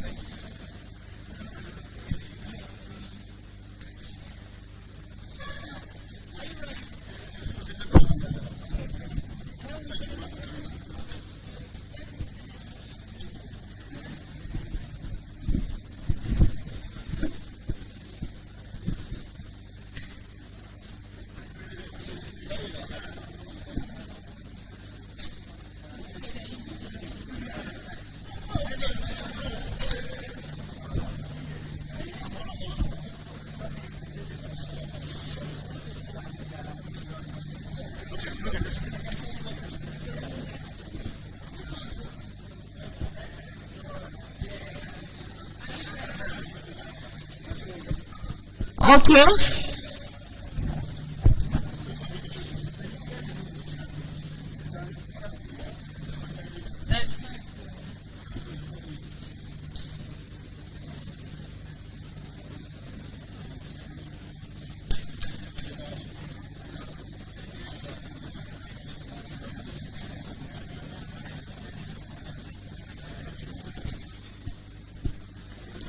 Please, a sheet of paper is going around. Kindly put down your number and your parish, the name of your parish down.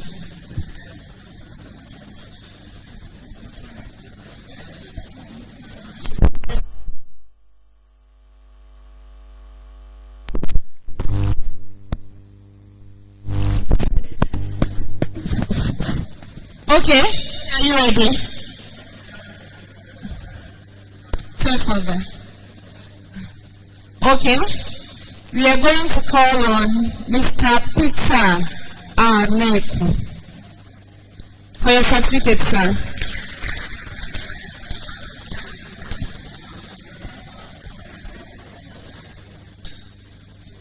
If you don't have, you come.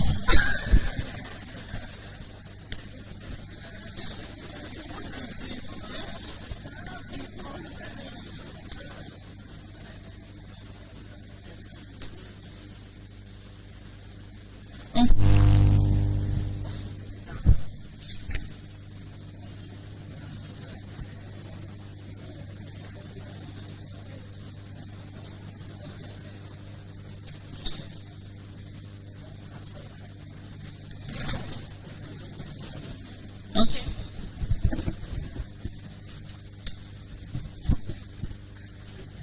And we have Ezebma Chinoye.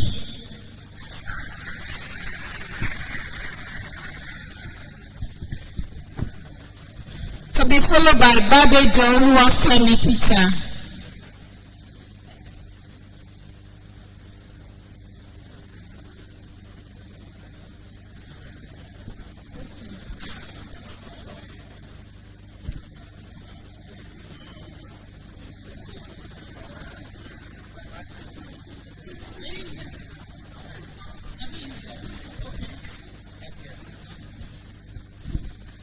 Badejo Oluwafemi Peter.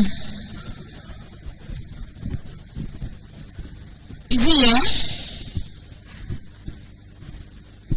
David Cecilia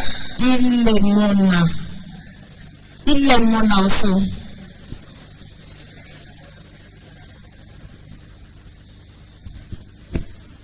Teresa Tanitoluwa.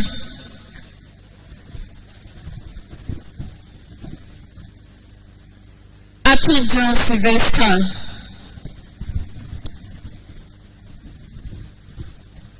Akinjo Sylvester.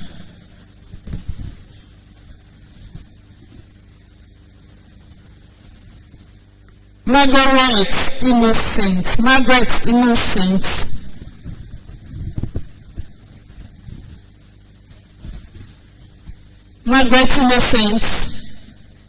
She's not here.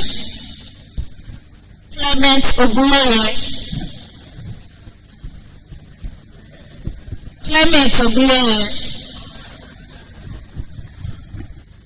Emmanuel Nwachukwu.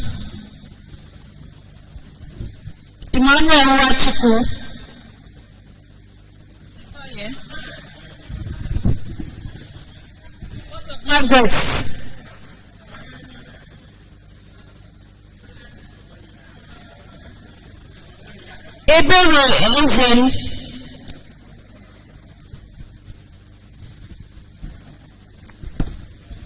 Ebere Ezen. What? Who? Margaret.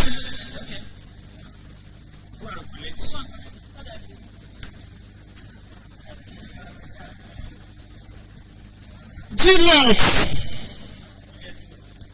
Juliet Abubuosu. Ogundipe Anthony.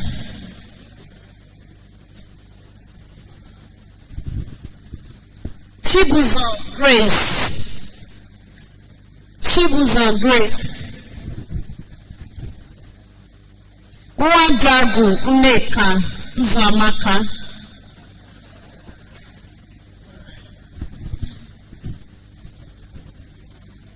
Ige Steven.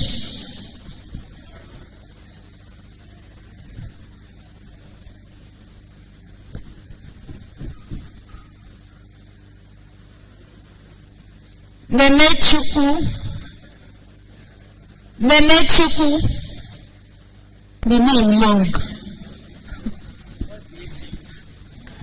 Nene Chukwu. Otilo. Olufunke Chioma, Princess Olufunke Chioma.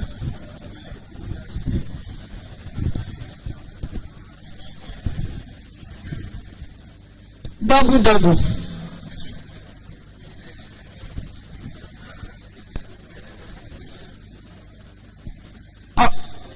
Anthony Oraibuosu.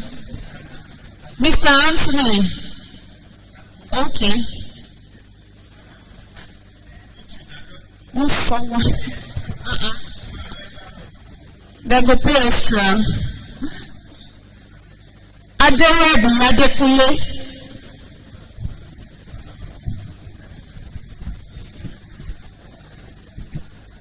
Chinaza Elizabeth. Chinaza Elizabeth.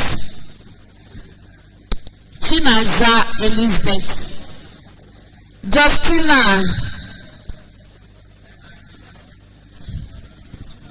Mrs. Justina from Sarita. I don't.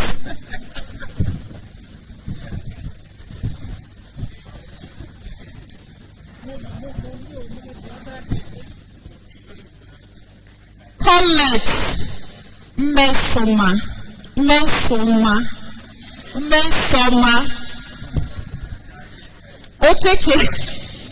Okeke Juliet.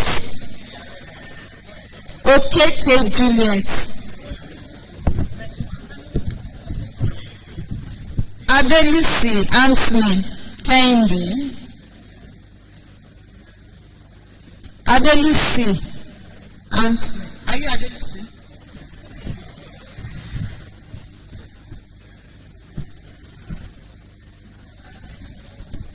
Mary Favor.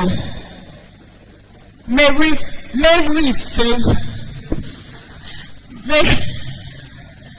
Favor.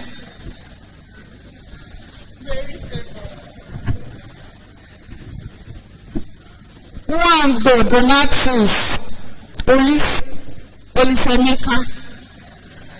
Olisaemeka.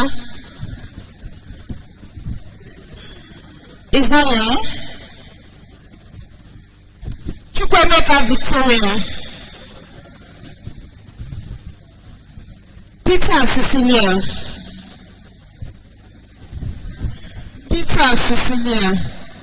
Mrs. Mary Edagobo.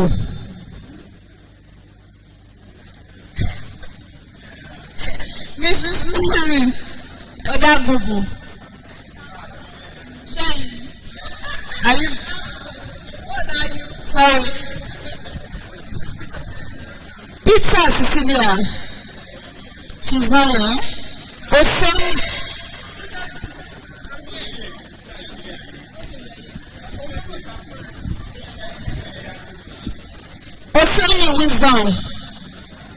Oseni Wisdom.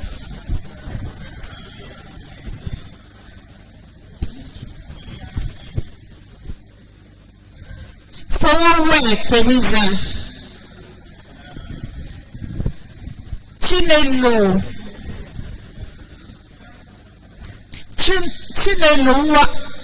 Wambuka. Chinelo. She's coming. Okeleke Faustina.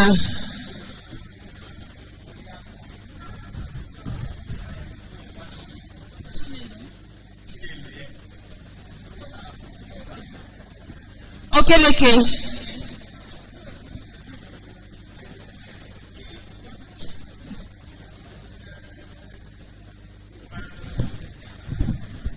Agala Daniel.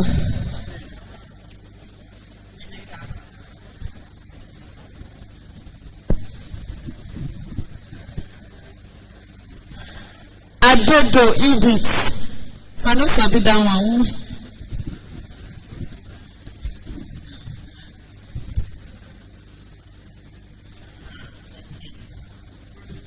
Adebeji Damilare George.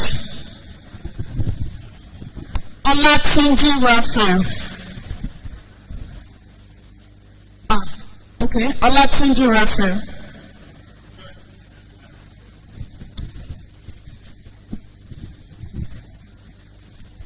Miss Maureen Ezemo.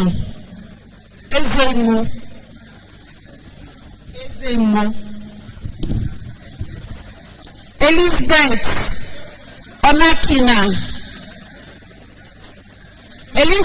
Onakina.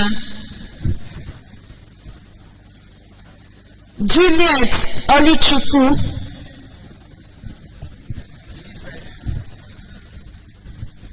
Juliet Oluchukwu. Is she here? Richard.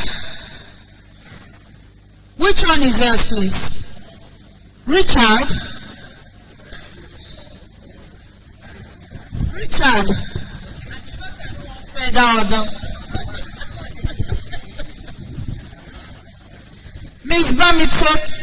Miss Bamiteko Elizabeth. Mr. Deji Alao.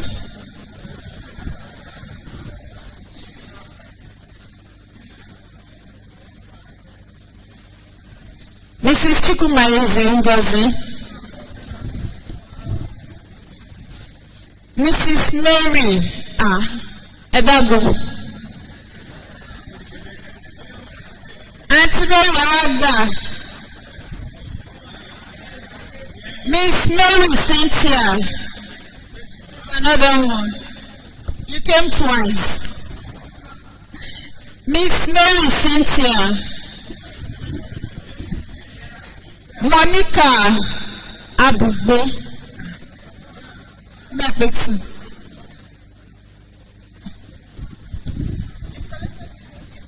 Okay. Olagoke Michael Adesina. Jonathan Makide. Ajiboye Peter.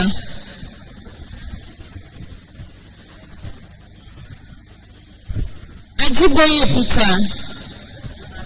Hold on. What's the name? Hold on. No.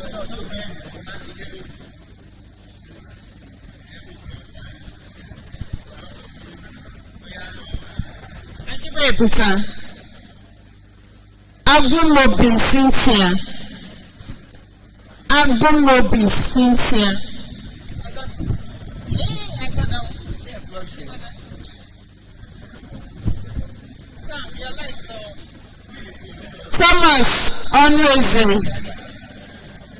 Thomas Onweze. Thomas Onweze. He has gone. Antonia Egbinola. I want them. Okay, silent. Emma. You pronounce orúkọ mi o. Henry C. Nwayiwu. Henry.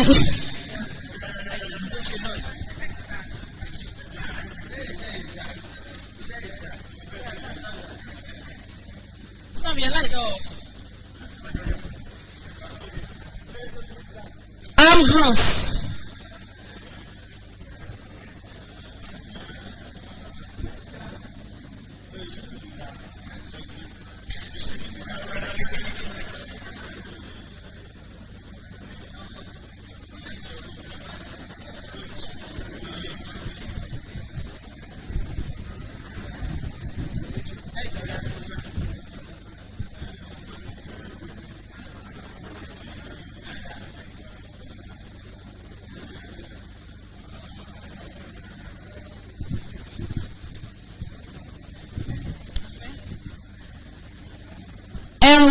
Mr. Henry.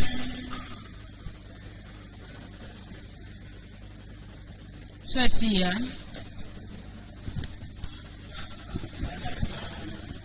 Hold on.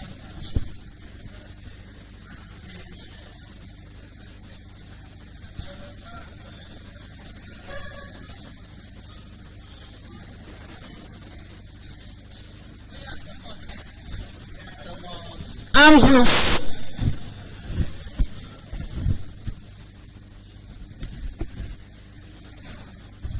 Apena Priscilla. Apena Priscilla. Creda Olanu.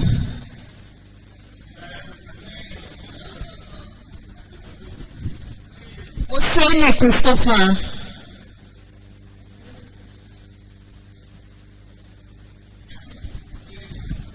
Oseni Christopher. Mr. Kalu Pauline.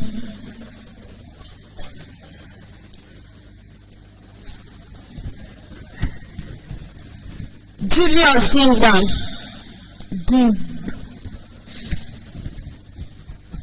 Kelechi Oyemachi.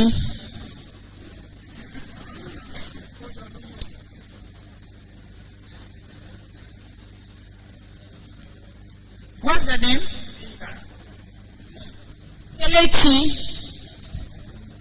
Kelechi Oyemachi.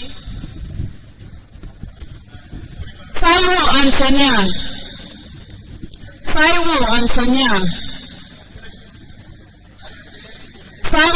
Antonia. Onazi Stella. Jessica Tobias. Jessica. Yes, Jessica. Are you okay? Victoria Oladeji.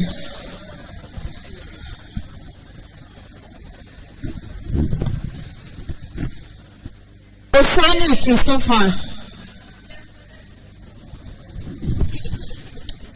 Stephen Ogundeji.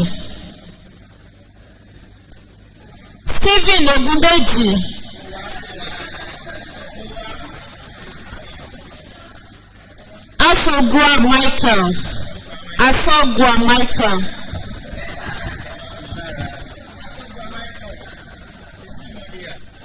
Ogbonna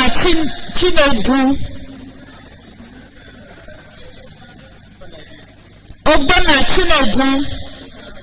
Omafuma Victor.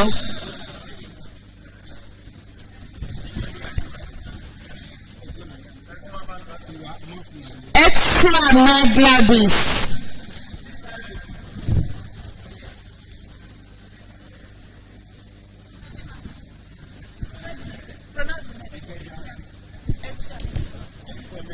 Bernard Oladeji.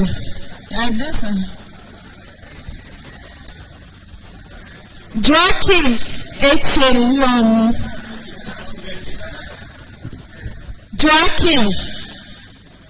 Okay. Joseph Boye.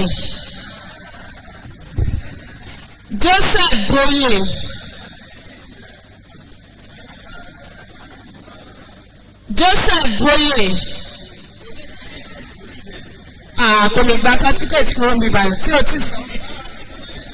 Joseph Ajayi.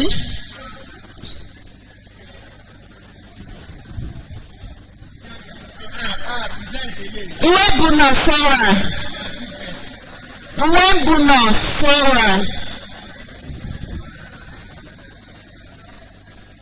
Okonkwo Francisca.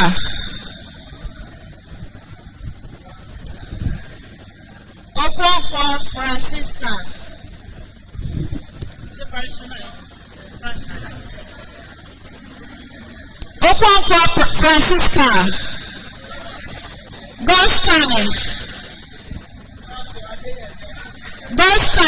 In something.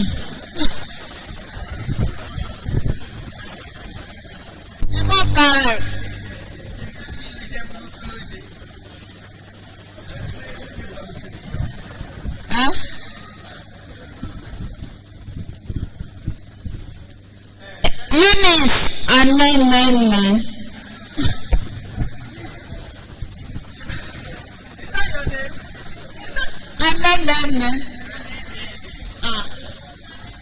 Senator Simon.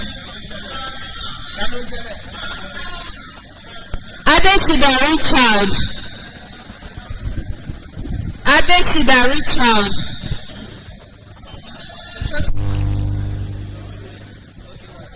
Chief Oni Cosmos Olalekan.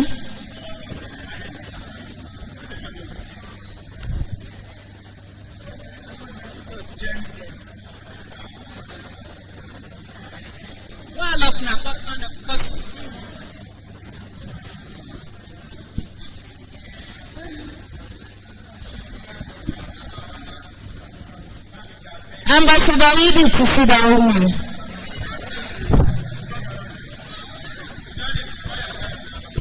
Shobowa. Please don't go yet, please.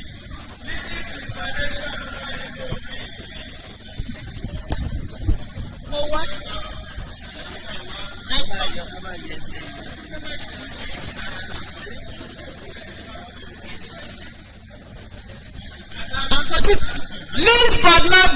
Last but not the least. Last. Adam is Father. Yes. Last but not the least, our wonderful, handsome, wonderful, precious, evergreen, hardworking, ebony, great motivator, always smiley complain, in person of very reverend Father Anthony Wale Obuyale Eke.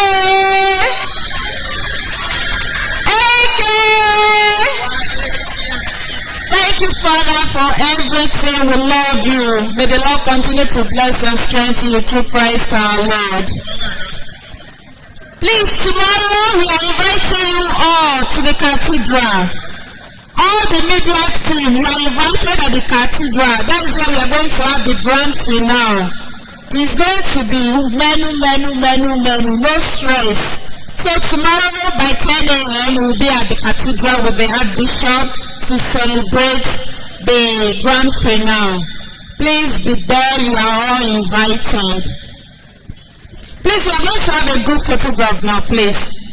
In addition to the announcement, there is Anonymous that is in support of today's training and also to support our social communications director.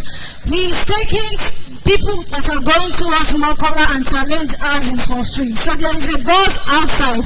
So if you are going towards Challenge and Mokola houses, you understand? He is supporting the training and our chaplain.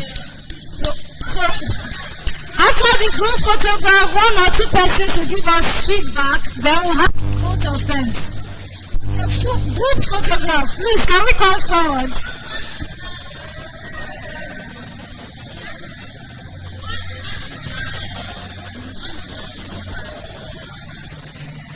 Please, let us be snappy. Let's come forward for the group photograph.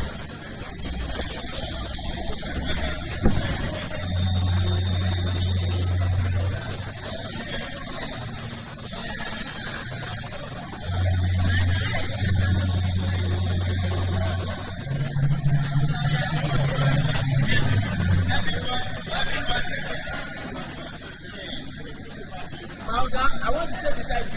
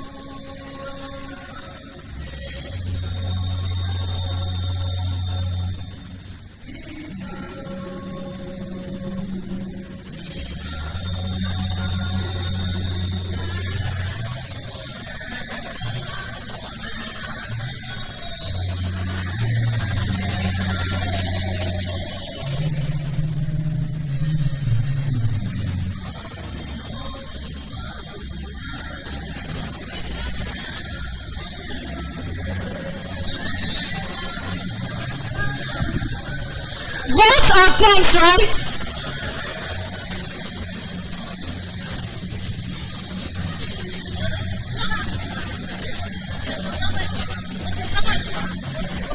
Please don't forget there is free bus for those going towards Challenge and Mokola. So before I call on the chairman of today's, the chairman planning committee of the 2025 Communications Week in Catholic Archdiocese of Ibadan, Dr. Anthony Mohari, I would like to, hello, are we still around?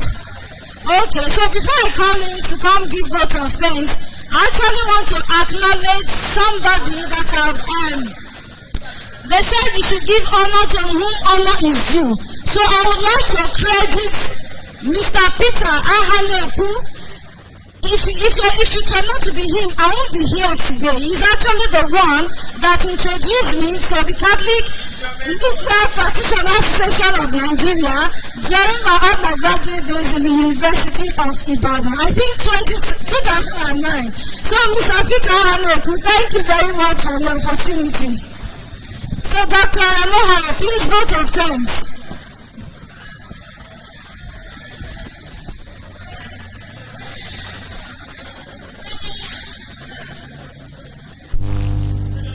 Chairman Planning Committee, is he still around? Please come give us the vote of thanks. Then Father will give us the final blessing.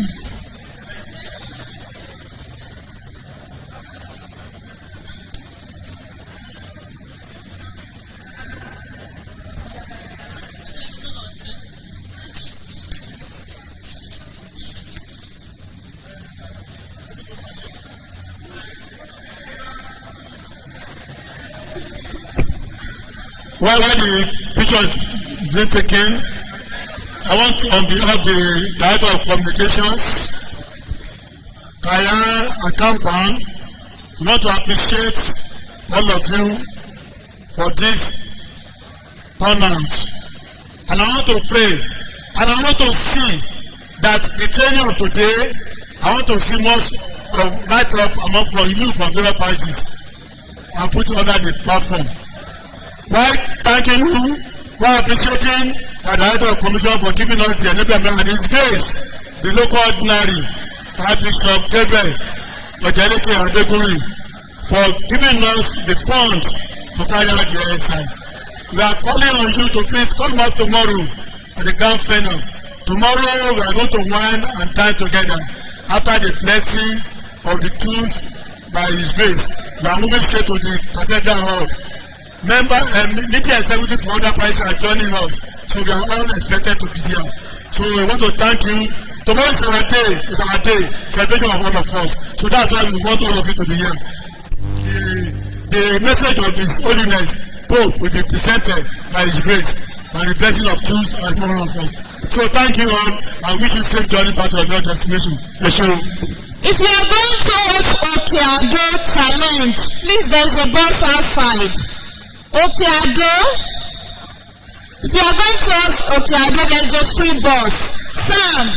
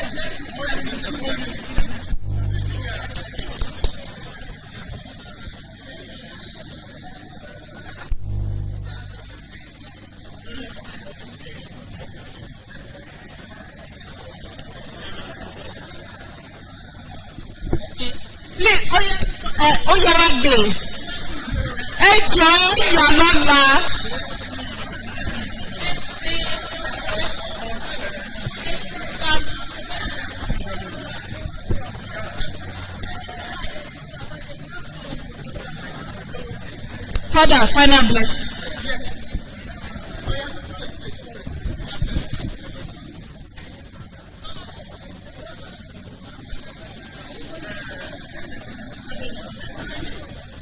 In the name of the Father, and of the Son, and of the Holy Spirit.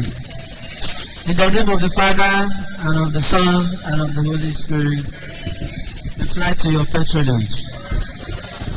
Despise not our prayers and our necessities, but deliver us from all dangers, ever glorious and blessed Virgin Mary. The Lord be with you. May Almighty God bless you, the Father, the Son, and the Holy Spirit. Praise the Lord.